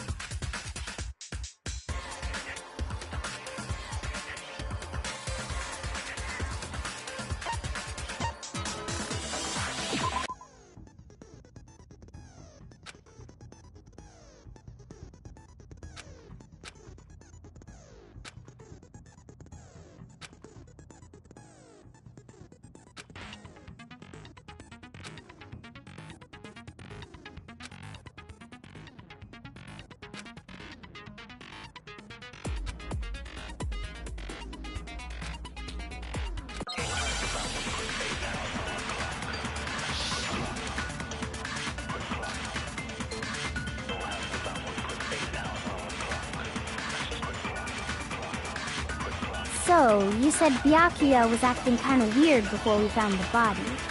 But he was acting weird... how? If you're presented with the opportunity to check out the girls' locker room, you absolutely take it! That's a natural reaction for any guy! The victim was Chihiro, who was a girl. So of course I would suggest we check the girls' locker room first. There was no time for pointless distractions. What's so strange about that? I wish you'd taken me with you.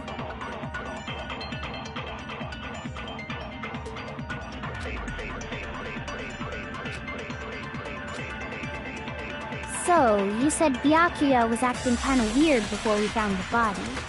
But he was acting weird... how? If you're presented with the opportunity to check out the girls' locker room, you absolutely take it! That's a natural reaction for any guy! The victim was Chihiro, who was a girl. Shoot!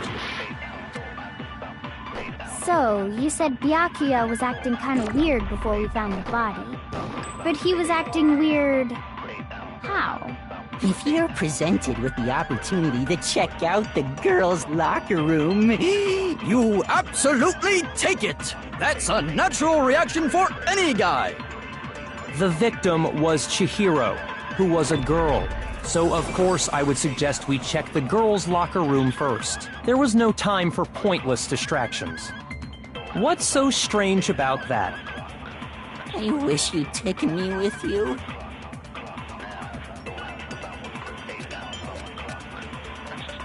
So, you said Byakuya was acting kinda weird before we found the body. But he was acting weird... how? If you're presented with the opportunity to check out the girls' locker room, You absolutely take it! That's a natural reaction for any guy! The victim was Chihiro, who was a girl. So of course I would suggest we check the girls' locker room first. There was no time for pointless distractions. what's so strange? I wish you'd taken me with you. So, you said Byakuya was acting kinda weird before we found the body. But he was acting... If you're presented with the opportunity, that's unnatural! The victim was Chihiro, so of course I would suggest we check. There was no time. What's so strange? I wish you'd taken me with you. So, you said Byakuya was acting kinda weird before we found the body. Shoot! So, you said Byakuya, but he was acting... If you're presented with the opportunity, that's unnatural! The victim was Chihiro, who was a... So of course I would suggest we check. There was no time. What's so strange? I wish you'd taken me with you. So, you said Byakuya, but he was acting... If you're presented with the opportunity, That's a natural reaction for any guy! The victim was Chihiro, who was a girl. Shoot! So, you said Byakuya was acting kinda weird before we found the body. But he was acting... If you're presented with the opportunity, That's unnatural! The victim was Chihiro, who was a girl. Shoot!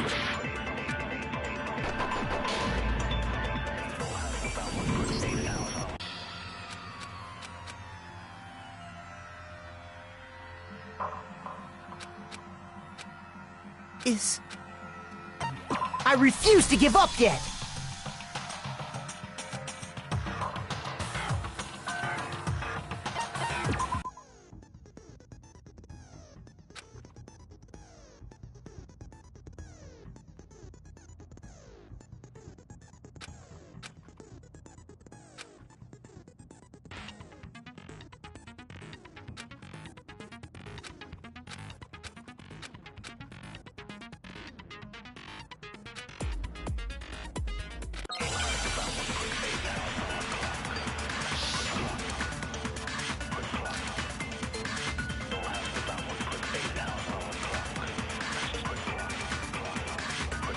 So, you said Byakuya was acting kinda weird before we found the body. But he was acting weird... how? if you're presented with the opportunity to check out the girls' locker room, you... That's a natural reaction! The victim was Chihiro, who was... No, that's wrong!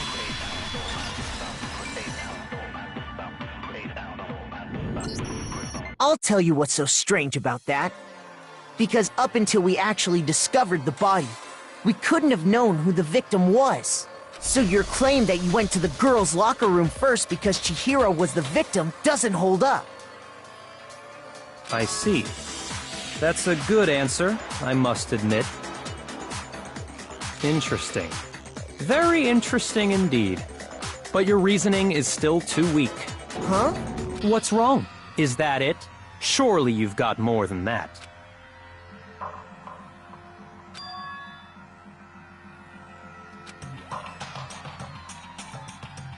What's the matter? You're not finished already, are you? There must be more to it. There is. I think. There is more to it. Think about it. We just talked about the differences between this case and past Genocide Jack incidents. The proof you're looking for is hidden in there. Oh? Proof that I'm the culprit, you mean?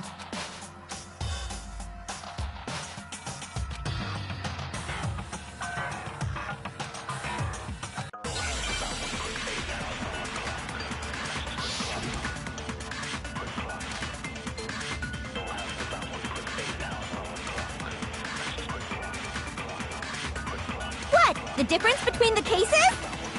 You want me to explain it again? When I want to kill, I use my very own special scissors. And I use those same scissors to arrange the body.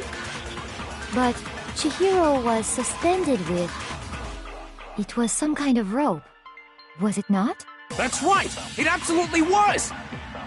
Then there must be something very fishy indeed about that rope. Hey, Byakuya, where'd you get it from, huh? I'd never seen that rope before in my life. Obviously, somebody else must have had it hidden away somewhere. What? The difference? You want me to explain? When I want to kill, and I use those same... But, Chihiro, it was some kind of... That's right! Then there must be something... Hey, Byakuya, where'd you get it from? I'd never seen that rope before in my life. Obviously, somebody else must have had it hidden away somewhere.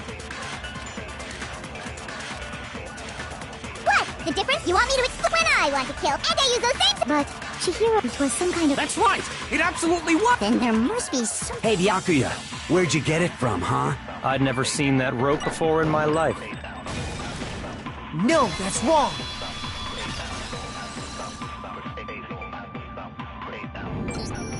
Actually, I'm pretty sure you have seen it before. Because, you see, that rope, or should I say, that extension cord? What? An extension cord? Byakuya, you've used the extension cord in the library more than once, haven't you? And the same extension cord that was in the library all this time went missing after the murder. And there's no way someone who uses that extension cord as much as you do wouldn't discover that fact. Then Byakuya must be the one who took the extension cord. I can't imagine any other possibility. That's really what you think? Then your conclusion is something like this? I killed Chihiro in the girls' locker room, then hung her up and wrote that bloody message. I intentionally made it look like Genocide Jack was behind it. Is that about right?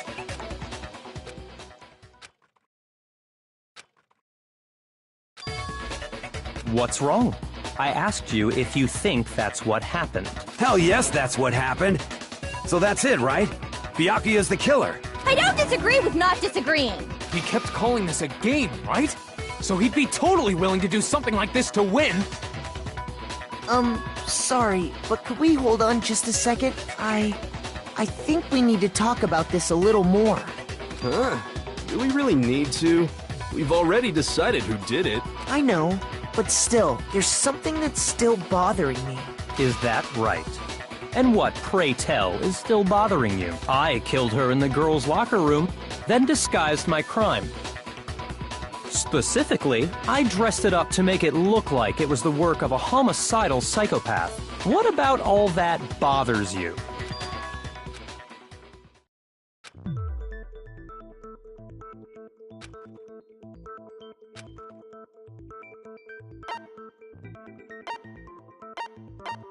I got it! You say you killed Chihiro in the girls' locker room, right? But are you sure about that? Isn't it possible that the murder took place somewhere else? How disappointing. What kind of question is that?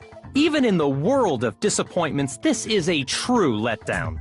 She was found dead in the girls' locker room. There is absolutely no question about that. How could the scene of the crime have been anywhere else? Well, I think it's entirely possible that she was killed somewhere else, then carried there later, along with the rest of the murder scene. The rest of the murder scene? That was awfully specific. Please tell me you have a reason for saying all of that. I believe I do.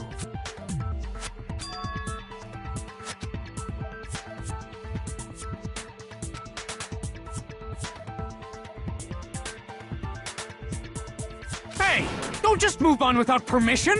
What do you mean she was killed somewhere else? Come on, Makoto. If there's any chance the murder took place somewhere else, let's see the proof.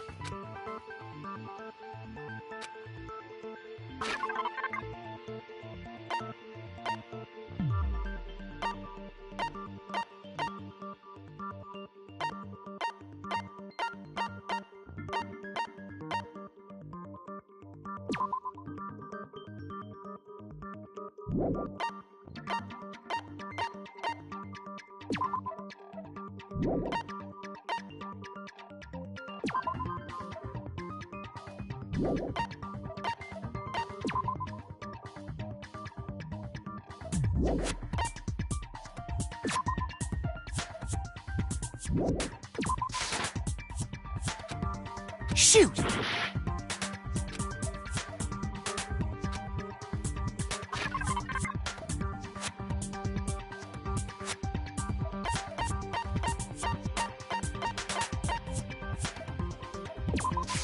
I got it! The proof that she was killed somewhere else is the poster that's hanging in each locker room. Your proof is some posters? The poster in the girls' locker room was a picture of a big-boobed supermodel. But don't you think that's kind of strange? Why would the girls' locker room have a poster like that? I bet those massive jugs of hers were totally fake! Meanwhile, the boys' locker room had a poster of the super popular boy band Tornado. Again, that doesn't really seem to belong in a boys' locker room. So you're saying that maybe the posters were switched? And there's one other thing I noticed about the locker rooms. You know what I'm talking about, right, Sakura?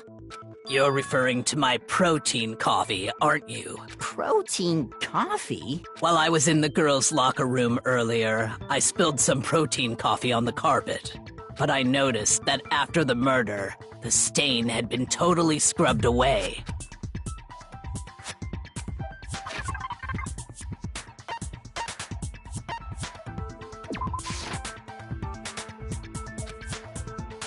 Shoot!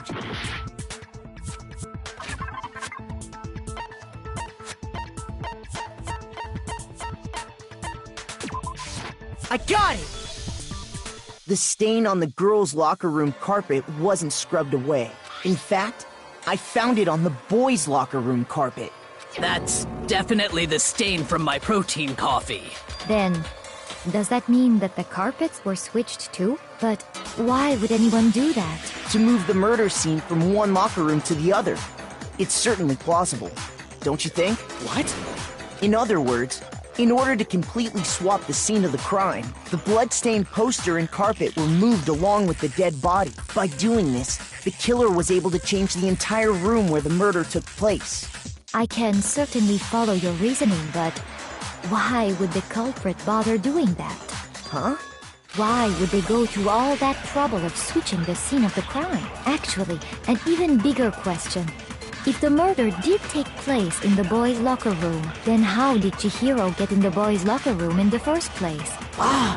To get into the locker rooms, you have to swipe your e-handbook across the card reader device. But Chihiro's handbook should have only allowed her access to the girls' locker room. She had no way to get into the boys' locker room to begin with. No, she did have a way, and I can tell you what it was. I highly doubt that. Shut up! I'm telling you, I know how she could have done it.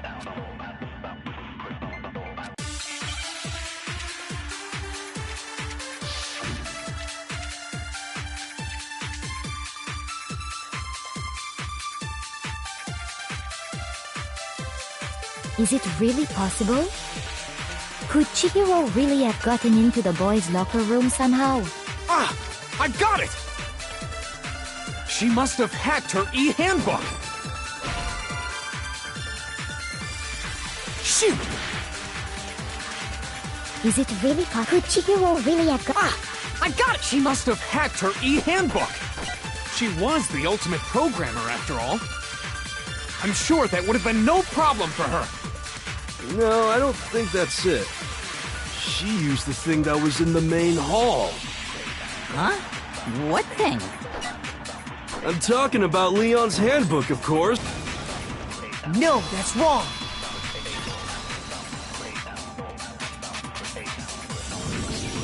No, I don't think Chihiro used Leon's handbook. Why not? Because Leon's handbook was broken. Oh. Well, then, yeah, I guess that'd be pretty impossible, huh? I am struck silent by how quickly you gave up. Plus, Isn't there a regulation against using someone else's handbook? Actually, the rule states that loaning your handbook is prohibited. It says nothing about borrowing one. In other words, you could borrow a dead person's handbook all you want, and you'd be safe. Yup, yup, yup! Hit the nail square on the noggin! Of course, if it were broken, that wouldn't make any sense anyway. So then, she must have hacked hers like I said. She used her ultimate programmer skills and... Psst! You can't fix an e-handbook! The instant you open one up, a security buzzer starts blaring! So, if she didn't use Leon's handbook, and she didn't modify her own handbook... Maybe Mr. Naegi's initial assumption is just... wrong? It seems like there's no way she could have got into the boys' locker room. So I guess so. Okay then, I vote for Byakuya!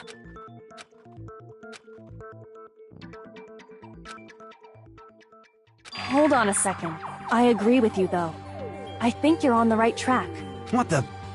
You finally decide to open your mouth and that's what you've got to say? There's no way she could get in the boys' locker room, right?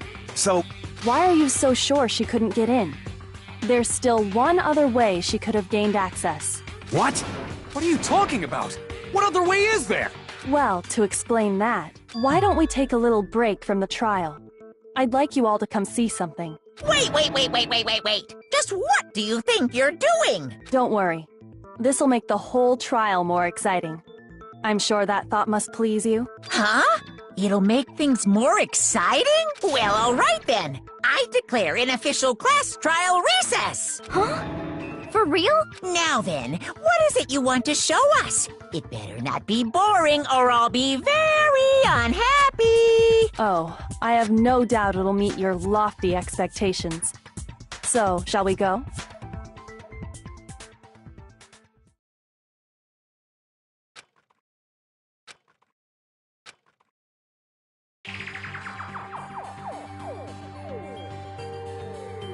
The girls' locker room? We've already searched this place top to bottom! What are you trying to pull, Missy? I'd like you to examine the victim's body one more time. Be sure to examine the entire body very carefully. Take your time. Examine her carefully? Like using our hands? No way! It's probably best if I don't run my hands all over a girl's dead body. It's not that I'm creeped out or anything, it's just... based on religious grounds, you know? Very well. I'll do it. But you're a girl. You shouldn't have to touch a dead body. Just let one of the boys do it. No, it's okay. I think Chihiro would rather have a girl examine her. So just leave this to me. Sakura. What is this? Some kind of secret girl-on-girl action? Is that what you two are about? That's not it at all. Stop screwing around. Okay, here I go. I'm sorry, Chihiro. Please excuse the intrusion. Be sure to check her entire body, and I believe we will solve this particular mystery. Her entire body? I know you say that, but... What? This is... What is this... What is it? Not possible. It's not possible. This girl is what? Is a boy! Ah, I see. So she was actually a he. Interesting. Thank you for confirming this fact. What? You're joking, right? I wouldn't joke about this. Then it's really true? Chihiro was... a guy? Oh, what, you guys didn't know? Heck, I knew that right off the bat! Chihiro Fujisaki was totally a guy! Then he was a cross-dresser? Oh, now I'm really on fire! I wish I had killed him! So that's what Kyoko wanted to show everyone, huh? Interesting. Yes, that certainly does make things much more exciting. Now let's ride this wave of excitement back to the courtroom and get back to the trial. Ahem. I do apologize for keeping you waiting. Now then, let's resume the class trial. We've all just learned of the shocking revelation that Chihiro was actually a boy. Let's pick up from there. Yes, well, I don't know his reason for hiding it, but the fact is, Chihiro was not a girl, but a boy. And because the victim was male, he would have had no problem gaining access to the boys' locker room. Assuming his handbook did, in fact, list his gender as male, then yes, that would be true. Of course his handbook said he was a boy. He dressed like a girl, but he was a boy through and through. So then, there should be no issue with Makoto's initial assertion. The victim was killed in the boys' locker room, and was then later moved to the girls' locker room. And the killer could have easily used Sayaka or Junko's handbook to get into the girls' locker room. So Chihiro really was killed in the boys' locker room? I still don't understand the motive for moving the body, but yes, that does seem plausible.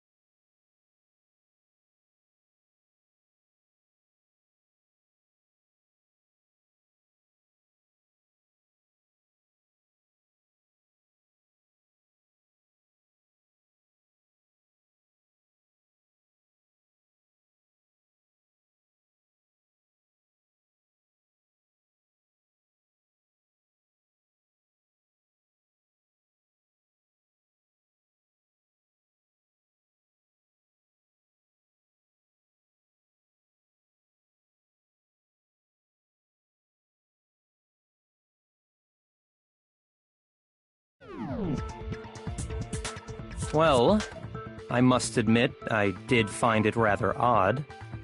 I knew he felt a little off. There was a certain incongruity to his female body. This is the most titillating situation! So now everything has been connected. All the mysteries have finally become clear. Okay, well, connected or clear or whatever. We still think you're the killer, remember? Very interesting. This has become very interesting indeed. Ah, he's off in his own little world. What about you, Makoto? After everything we've learned, do you still think Byakuya's the killer? Well, without a doubt, Byakuya is the one that made Chihiro's death look like Genocide Jack did it. But I think he might not actually be the killer after all. What? But aren't you the one who accused him in the first place? He just seems to be too easygoing about all this. Like he's enjoying us solving the mystery. The way he's acting, it makes it seem like it doesn't have anything to do with him. And you think that might be because it doesn't have anything to do with him? Plus, the evidence he left behind was a little too... how can I put it? Overt. He consciously chose to use the extension cord, knowing it could connect him to the murder. At least, that's how I see it. And Byakuya, when you found out the murder took place in the boys' locker room, it seemed to rattle you. And then again, when you found out Chihiro was actually a guy, if you really were the killer, that stuff wouldn't have had any effect on you. So that's your thinking, huh? Well, it bothers me that you don't have more concrete reasons, but it's fine. I guess I'll mark it as correct for the time being. Mark it as correct? He's right. I am not the culprit. I just happened to come across the corpse in the girls' locker room and decided to alter it. Are you fucking with us right now? No, I am not effing with you right now. I'm telling you the truth. Well, I find it very hard to believe. Go ahead. Find it very hard to believe. You're free to be executed along with the rest of us. If you're really telling the truth, then Why? Why do you do that to his body? My reasons hardly matter right now. Uncovering the culprit is much more important, wouldn't you say? Now then, if it wasn't me, who was it? Well, I don't think I can say for sure without talking about it a little more. We're seriously gonna keep going? We're all good, aren't we? I thought it was clear Byakuya did it. No, I'm with Makoto. If there's any doubt whatsoever, we need to explore every possibility, because if we're wrong, we all die here. That's true. Very well then. I'm with you too. Damn straight. Count me in. Do you not have a mind of your own? Of course I do. What am I, an ant or something? Anyway, let's discuss this all as a group one more time. We still have time to make our decision. That's very true. Our lives are all on the line. Excellent.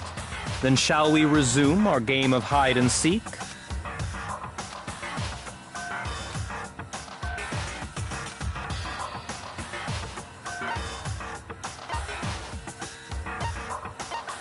I got it!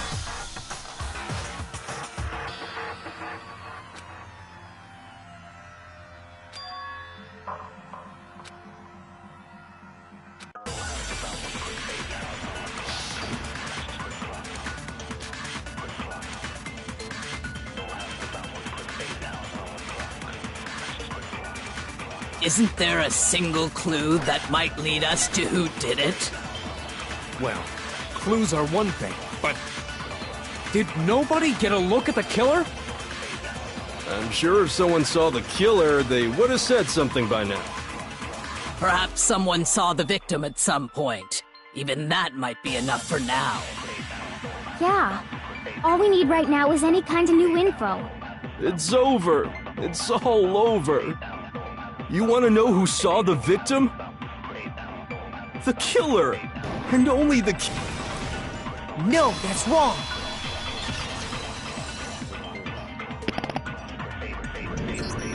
I believe someone else did see the victim before he was murdered.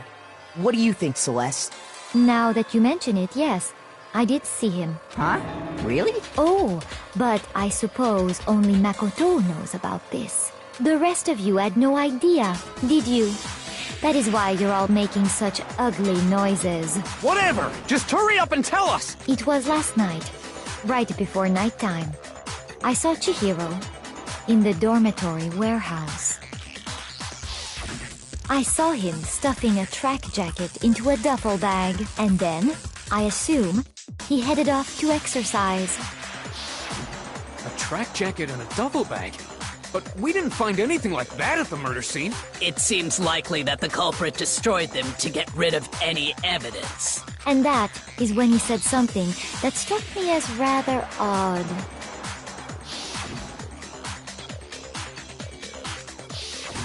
Chihiro told me he was in a hurry, but why would he be in a hurry?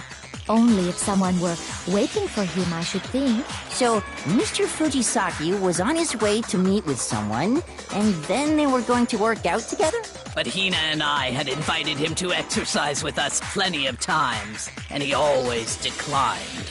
Probably because he was afraid you'd find out the secret he was hiding, right? Which means that conversely, he must have trusted whoever he was meeting with very much, enough so that he was willing to risk his secret being revealed. What a marvelous friendship! The point is, whoever he met up with is the culprit, right?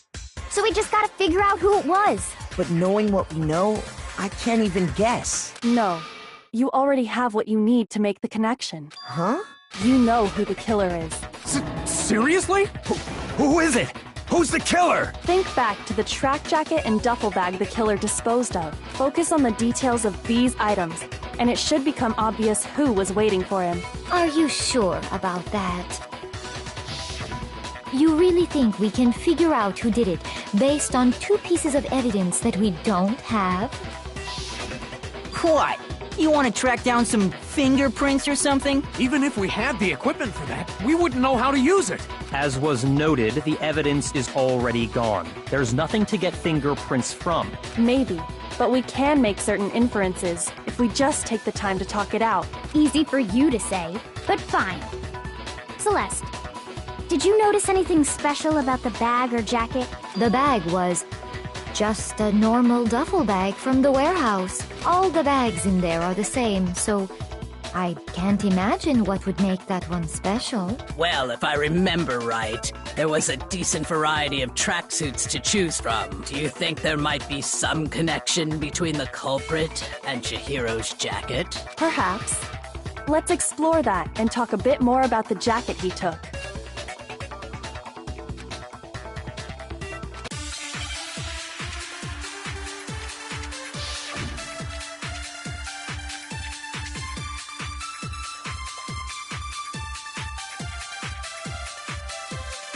First of all, we know where Chihiro was headed. He was on his way to go exercise.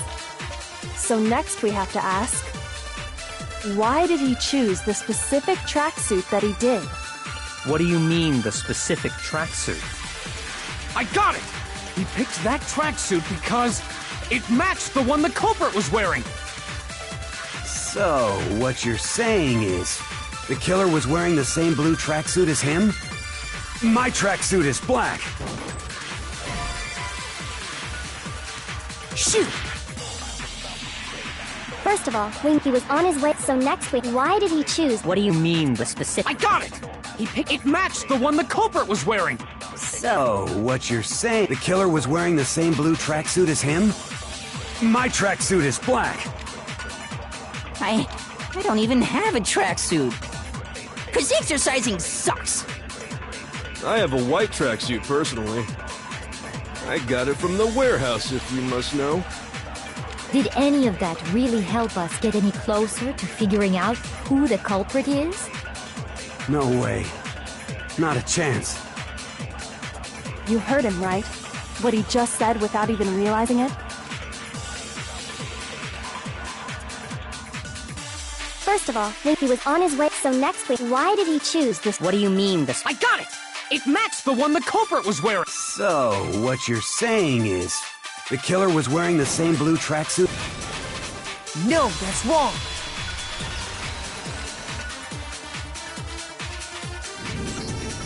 Hold on a second, Mondo. What did you just say? Huh? What'd I say? When Celeste testified a few minutes ago, she said...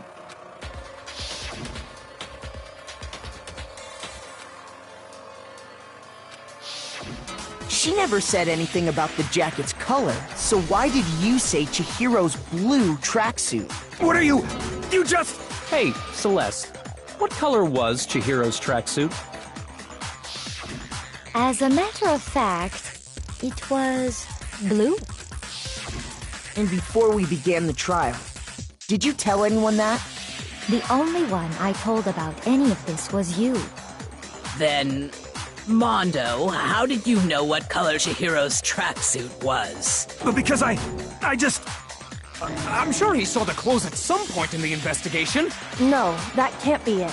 The bag and clothes were surely disposed of by the time we began our investigation. Then the only reason he could have known what color the tracksuit was is if he saw Cherry with it before he died! That's the only possibility!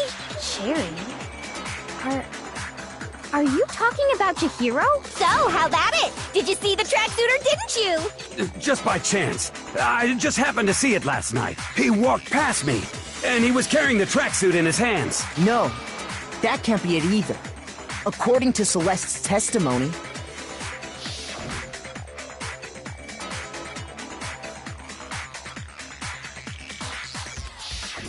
when Celeste noticed it, Chihiro made a point of making sure the jacket was completely in the bag.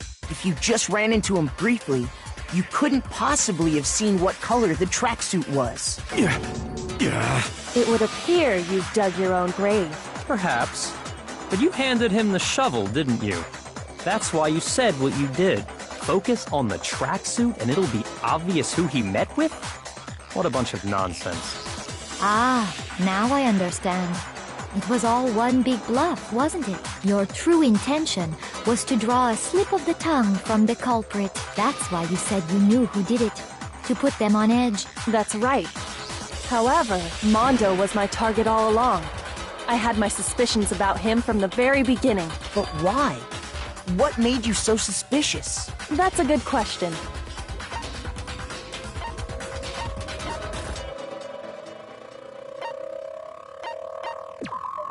There was a certain turning point that tipped me off. Maybe you didn't notice it, Mondo, but you tend to refer to men and women differently.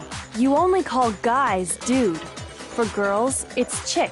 And after he was killed, you happened to refer to him as dude. Once I picked up on that, it occurred to me that Mondo knew something we didn't. You noticed such a tiny detail? Are you a witch? She's a witch! You're positively frightful!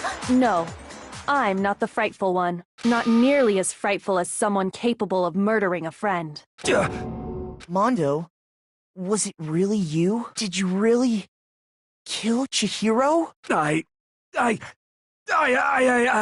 didn't kill anyone! You've been all over me, judging everything I say, putting words in my mouth. What gives you the right to treat me like a goddamn criminal? Yeah! He would never do something like that! This is a false accusation! It's true. My reasoning on that is pretty shaky. That was fast. Well, this does present us with a problem. It seems we are all out of leads. My time has nearly come. That's what my little ghost friend is telling me. Oh yeah, that reminds me. Hifumi, weren't you telling me you'd found some evidence? Really? What kind of evidence? Actually, now that I'm thinking about it here calmly, it might not be all that relevant. Jeez, does your confidence just get up and walk away? It's fine, man. Just tell us. If you really insist, then, here it is. What do you have there? It happens to be an e-handbook. I found it laying on the ground, so I scooped it up.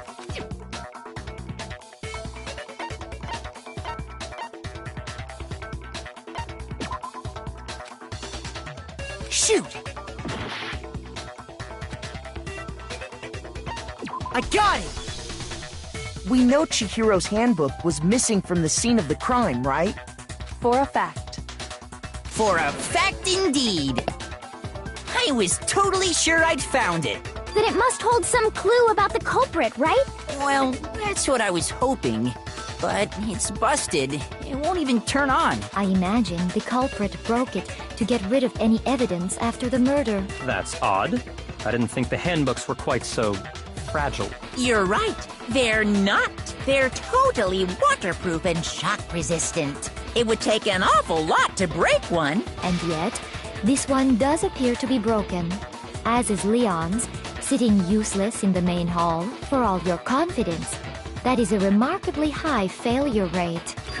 Do you think there might be some kind of mystery in there somewhere? How precisely did the handbooks get broken? I got it!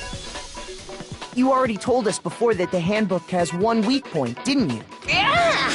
You remember that? Sure, maybe I let that slip. But I never told anyone what the weak point actually was. But if the handbook is supposed to never break, and two of them broke in quick succession, then we can only assume that someone's figured out its weakness. You know what the weakness is, right, Monokuma? So, what is it? Huh? You're asking me? I think it's a necessary piece of information if you want this to be a fair trial. But if I tell you, and someone else decides to copy it, that would be very not good. Just tell us already! Why would we want to break our own handbooks? Oh well, I have a weakness for pushy demands. But you're sure you won't follow their example? Then allow me to make a special announcement. The weak point of my cutting-edge e-handbook is... when it's exposed to high temperatures for too long, it will suffer a meltdown and totally break! I flippin' knew it! You knew it? Yeah, because I found the handbook laying on the floor of the sauna. The temperature in the sauna can reach over 200 degrees. Strange how you don't get burnt, huh? It's because as your sweat evaporates, it creates a cooling layer of air around your skin. If the hot air of the sauna were somehow pushed directly onto your skin, you'd definitely get fried. That layer of air would get blown away. That's why you may feel a burning when you move around. So when you're in a sauna, make sure to keep nice and still. Wow, interesting. I learned one new fact today. That is a mere trifling speck of knowledge. Anyway, if you found the victim's handbook in the sauna, then the killer must have been purposely trying to raise its temperature in order to break it. Meaning the culprit somehow knew its weakness. But how'd they find out? Monokuma said he didn't tell anyone, right? Indeed. Quite the mystery. What if they found out by accident? What do you mean by accident? What if the killer took their own handbook into the sauna, not knowing its weakness, and it broke? They'd realize it was broken, of course, and it wouldn't be hard to figure out why. And once they had Chihiro's handbook, they knew they had an easy way to dispose of it. I won't say it's not possible, but who would have done something like that? I don't know of anyone who took their handbook into the sauna. I might know someone who did. Whoa! Seriously? I think the one who may have taken their handbook into the sauna was...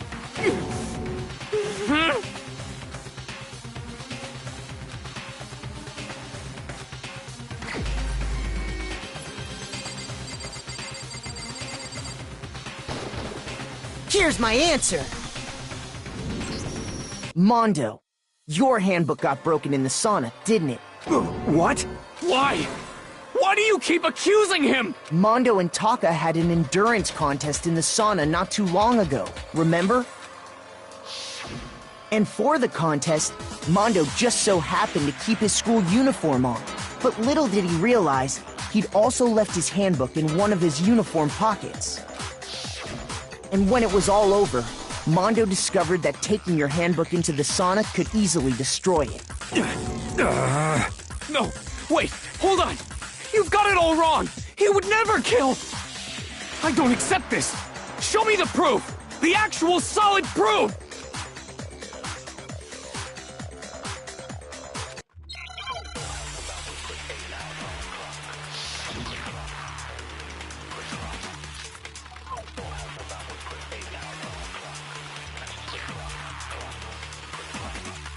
Let's test Makoto's assertion. If what he says is correct, then Mondo, you broke your own handbook. In other words, if Mondo's handbook is actually broken, then that proves that what Makoto said is right. Well, my goddamn handbook works just fine! See? Look! Makoto was wrong after all! Mondo wouldn't hurt a fly!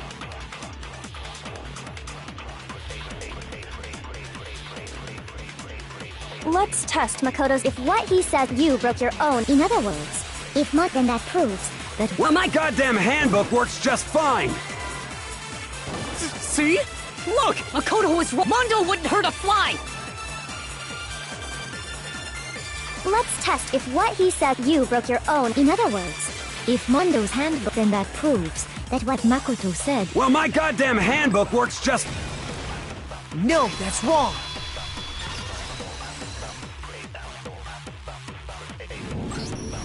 Mondo, the handbook you have right now, is it really yours? The fuck is that supposed to mean? The broken handbook that was in the main hall, isn't that one actually yours? What the heck are you talking about? What I mean is, I think Mondo swapped his handbook out for one that actually works. I think he took Leon's handbook and replaced it with his own. After all, Monokuma said himself that Leon's handbook never should have broken.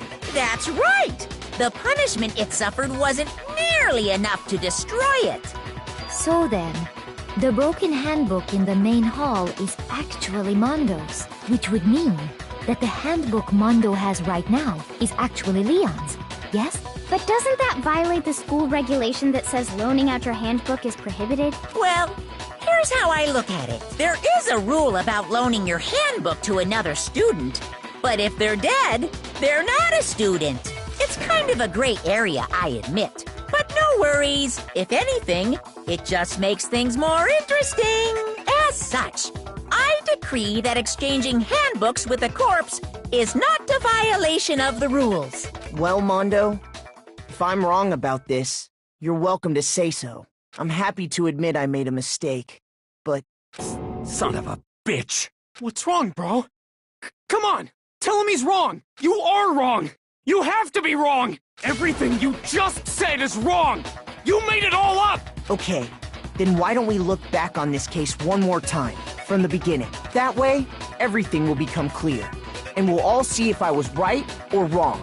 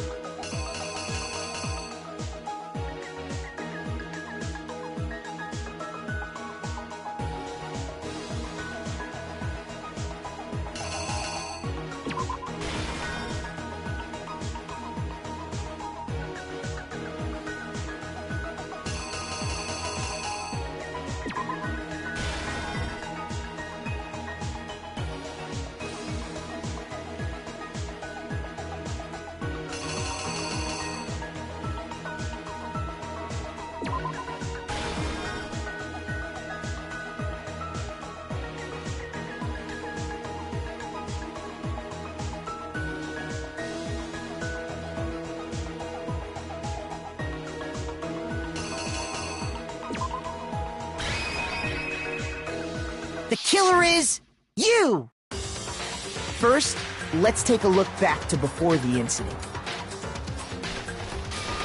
Last night, Celeste saw Chihiro in the warehouse, correct? At the time, she was apparently stuffing something into a duffel bag. That something was a blue tracksuit. You can confirm this, right, Celeste? With bag in hand, Chihiro headed out, even though it was officially nighttime. She made her way to the locker room, specifically the boys' locker room. But how could the victim, who was apparently a girl, access the boys' locker room?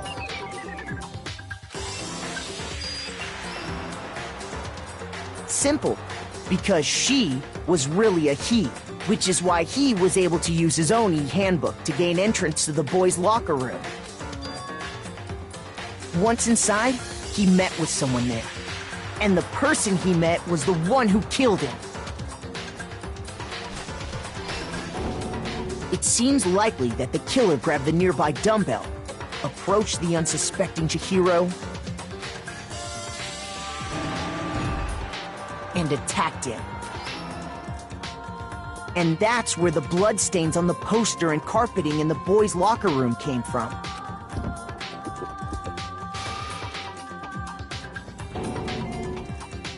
It was likely in the heat of the moment. The body was arranged, but the murder itself felt unplanned. Which is why the killer hurried to try and hide the act. First, pulling up the bloodstained carpet. Then, removing the bloody poster. And finally carrying the corpse into the girls' locker room. A girl's handbook was necessary to get into the locker room, of course. But this alone doesn't prove that the killer was necessarily a girl. After all, Sayaka and Junko's handbooks had been placed in the main hall. Using one of those, a boy could get into the girls' locker room without much problem. And that's exactly how the killer did it. With the carpet and the poster they brought with them, they got to work. They changed the layout of the boys' and girls' locker room in what you might call a crime scene switch. That could have been the end of things, but no. Byakuya discovered the body and decided to intervene in the situation, making things even more complicated. So, after stumbling on the crime scene, he went and grabbed the extension cord from the library, and then he got to work. He used the cord to string up Chihiro's lifeless body.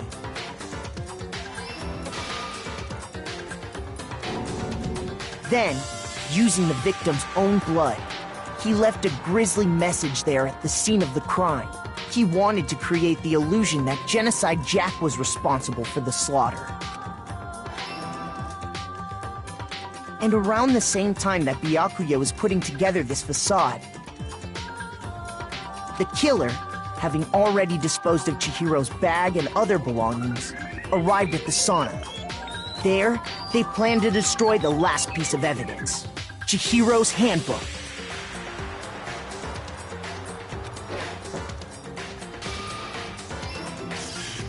And just as the killer expected, the steamy sauna was enough to ruin the electronic gadget.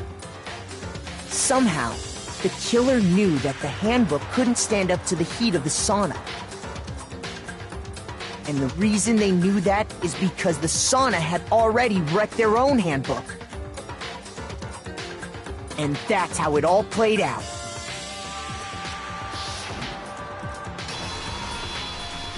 Isn't that right, Mondo Arata?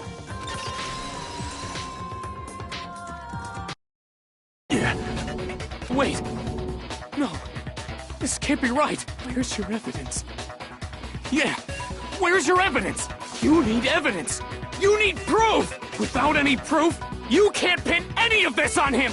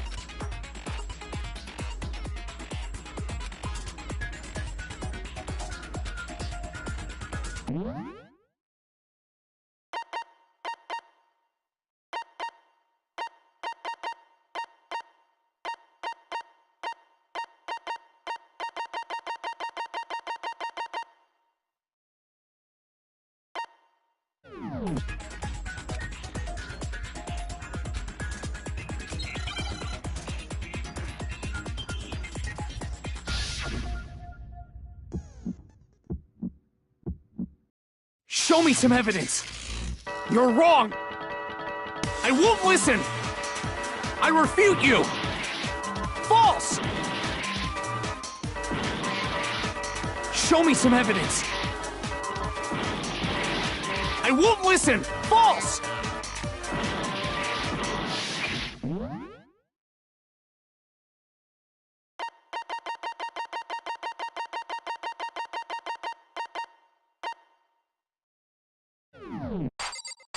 I refuse to vote! Show me some evidence! You're wrong! I won't listen! I refute you! False! Show me some evidence! I won't listen! False! You're corrupt!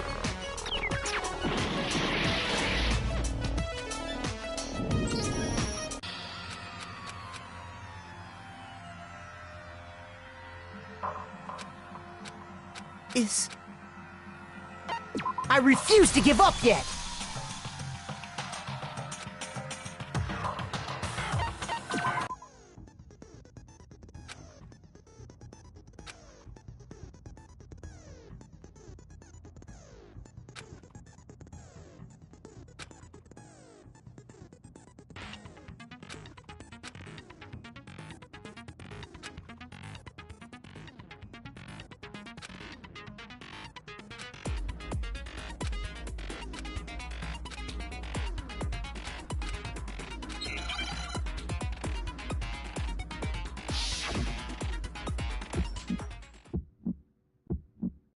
Show me some evidence! You're wrong! I won't listen! I refute you! False! Show me some evidence! I won't listen! False! I refuse to vote! Show me some evidence! You're wrong! I won't listen! I refute you! False! Show me some evidence!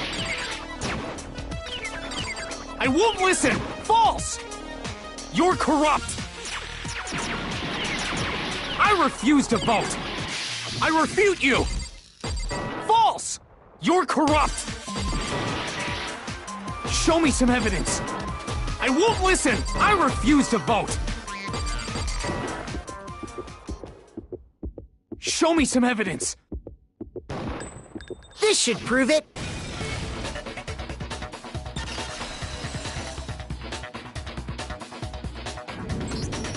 If my thinking so far is right, Mondo must have replaced his broken handbook with Leon's. In which case, we can just check each of our handbooks right now. Once we do that, we'll... We don't gotta do that. Huh? Yeah, I did it. I killed him.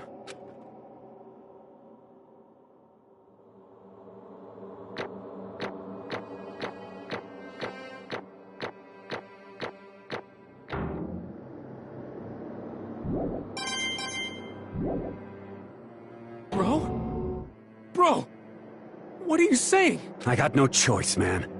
After hearing all that, I gotta just... give up. Go ahead, Monokuma. Get it over with. Ask for the goddamn verdict. Roger that! Wait! Hold on! No waiting! No holding on! Time for the moment we've all been waiting for! Grab your lever and give it a yank! Who will you elect as the Blackened this time around? Will you make the right choice? Or the dreadfully wrong one? What's it gonna be? What's it gonna be?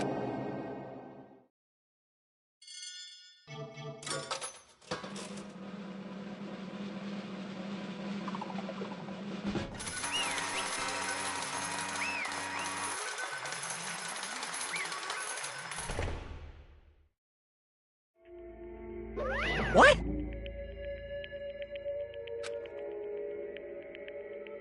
Ta-da! Unbelievable.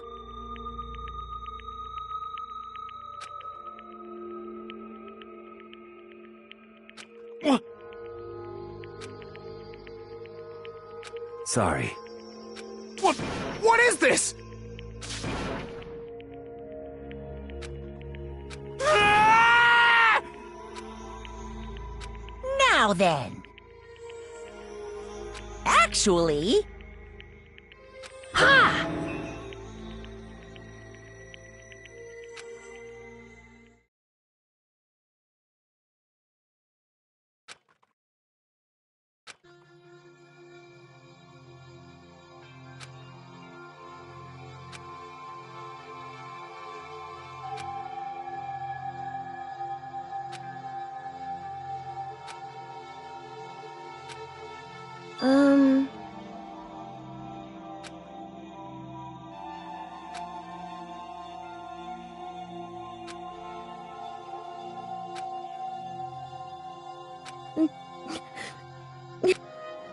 Weak, weak, weak, weak, weak, weak, weak, weak.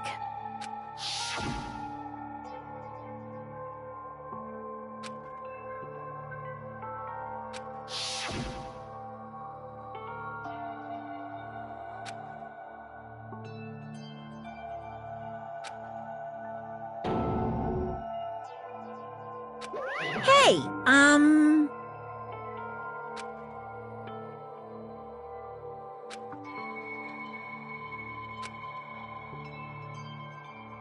What? I'm sorry. But...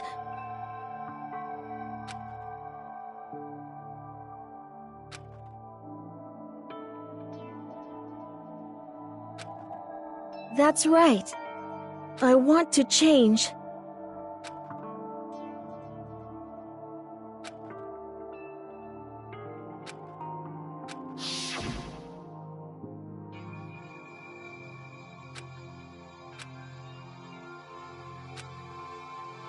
Hey,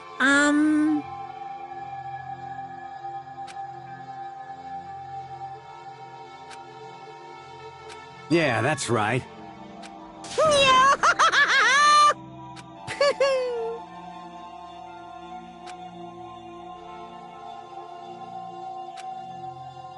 Uh-huh.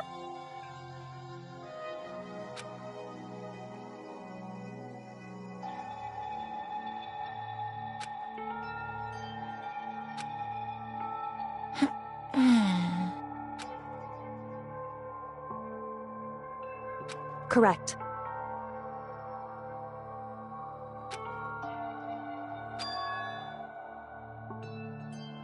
Indeed. Certainly. But... Because...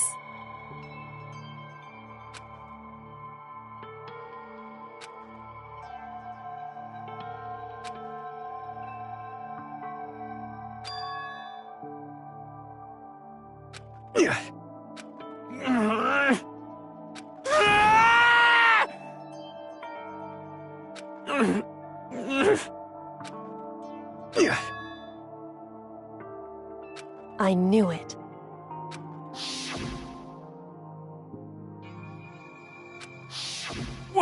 What is this? You're wrong! Don't make me repeat myself.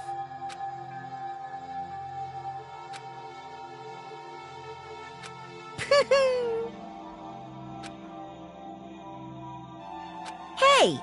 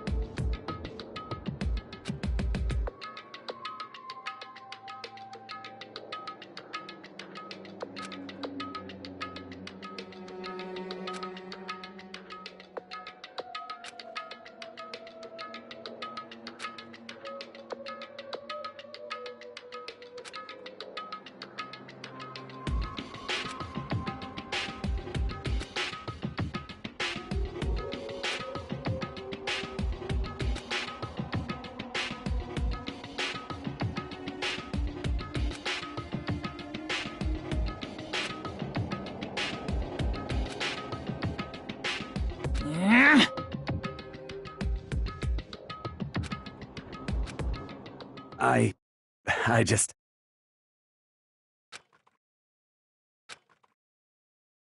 Don't fuck with me!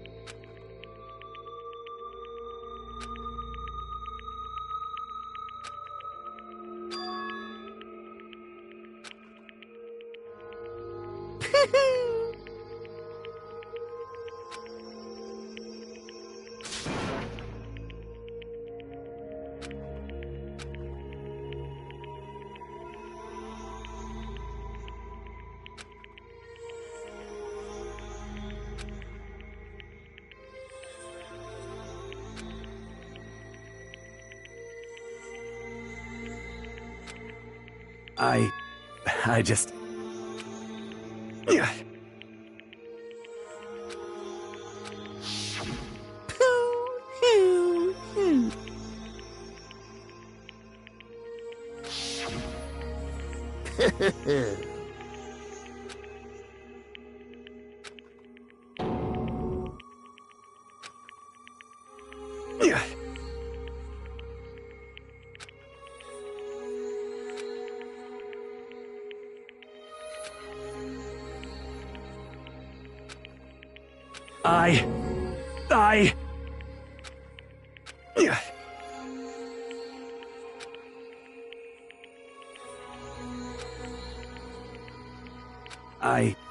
I just...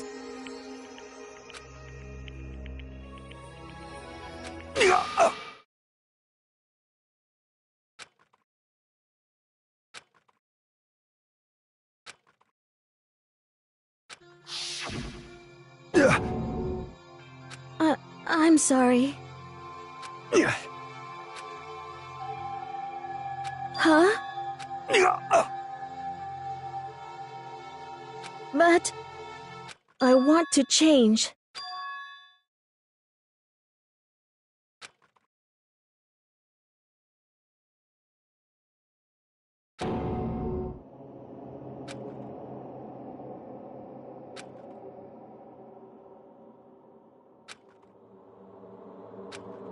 You piece of...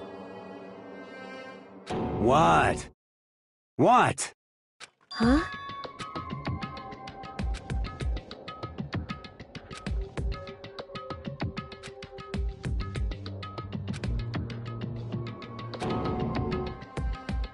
What?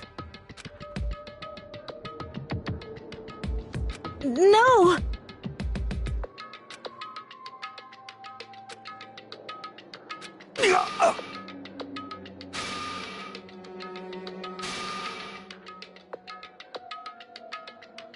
What's wrong?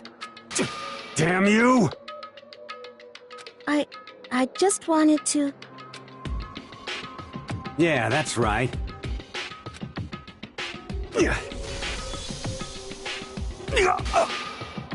You son of a bitch!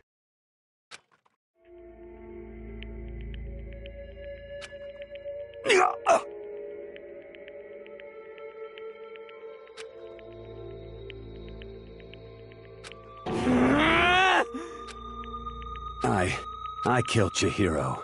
Even after all this time, I'm still just as weak as I've always been. And thanks to that, I did something I can never take back.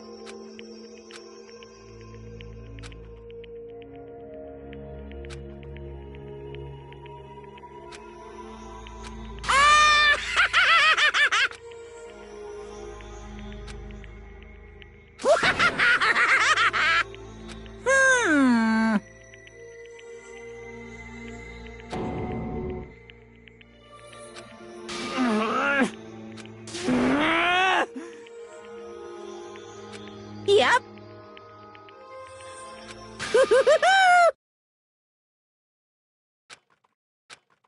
can't be. Well now, well now, well now, well now. Ridiculous. Now then, I've prepared a very special punishment. Let's give it everything we've got. It's punishment time! Sorry, man. I couldn't keep the promise we made. From one man to another.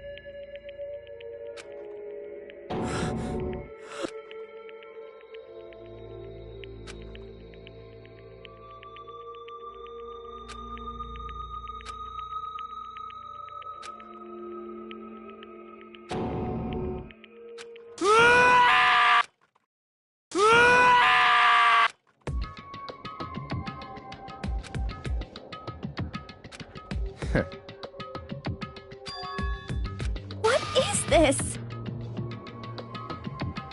Naturally. Hey. However, What?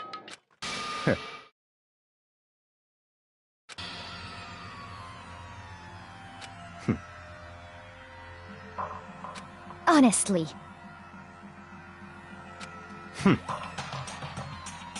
There is nothing to be done.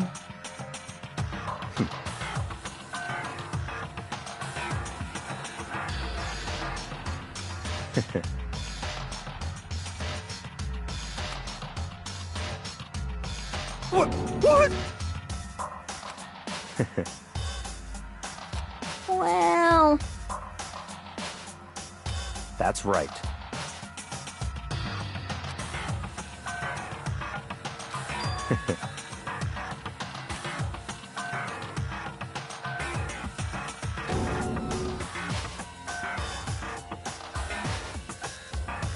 I see.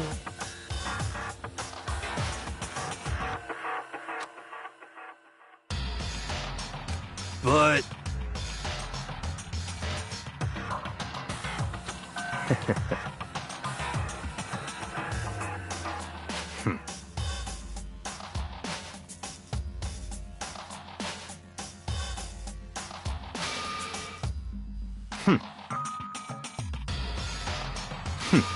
Interesting. Correct. Indeed. Hey, What's this? you.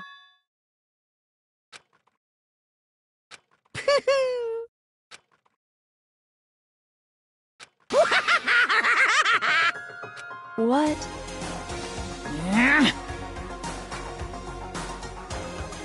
Damn. Huh? What the heck? Damn it!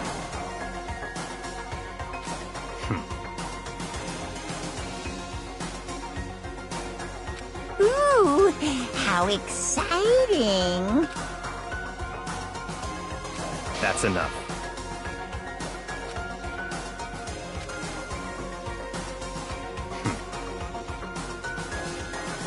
In the name of my family. You're getting all riled up!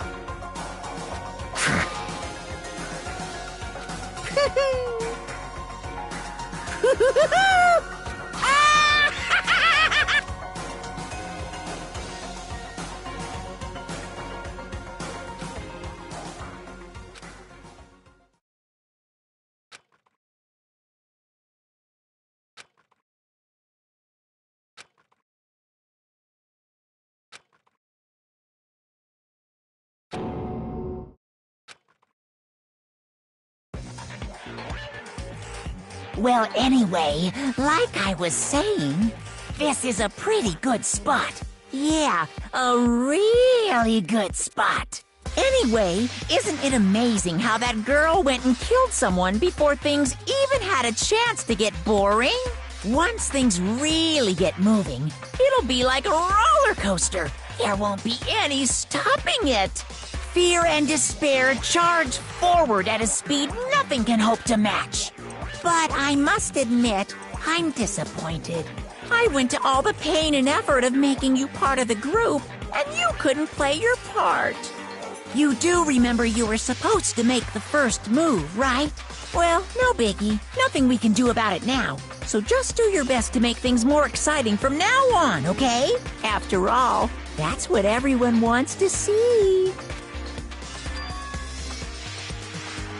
As long as you don't want to know my measurements, fire away! Ooh, my, you really took me by surprise there. I know I said you could ask anything, but super denied, ultra denied, demonic denied, because you see, that's my ace in the hole. And nobody'd be dumb enough to reveal that, right? No matter how close they were to their friends.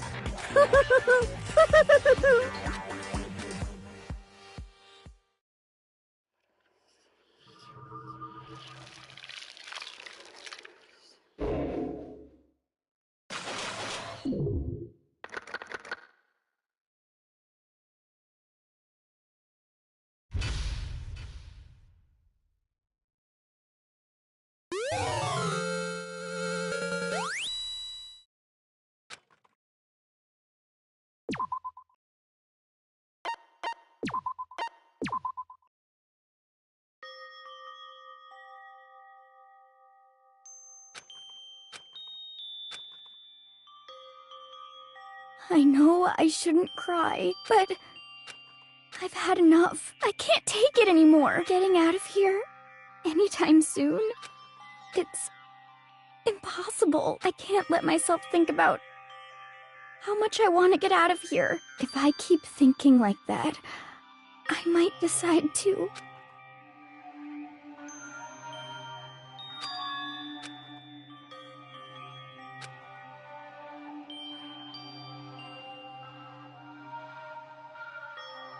Okay.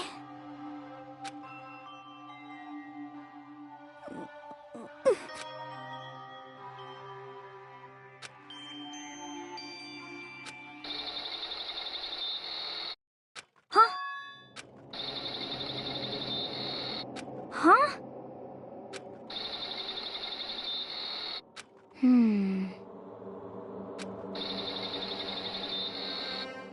But...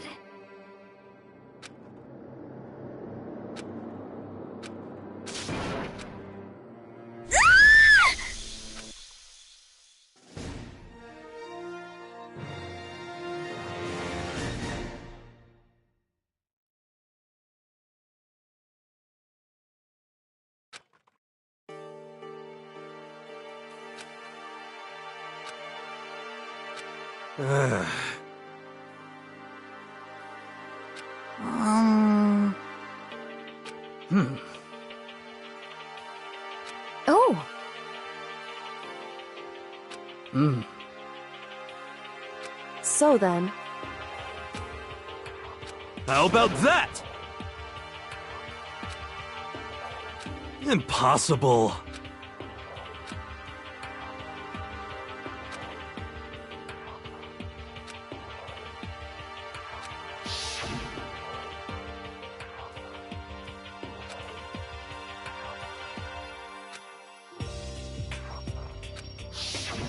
Well... it's like...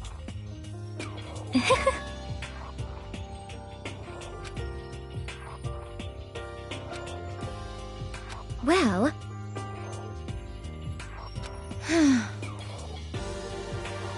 Is that okay?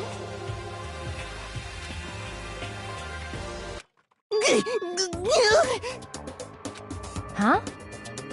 Here we go!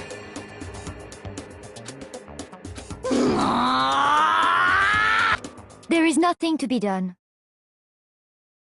You know?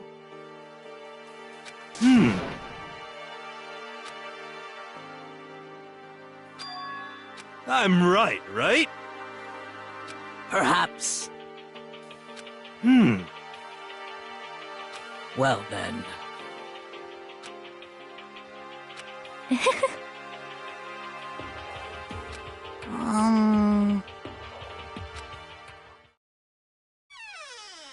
You called for me and so I appeared! What?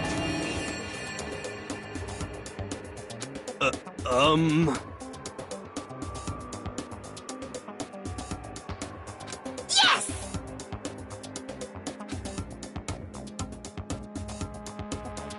Aha! You SOB!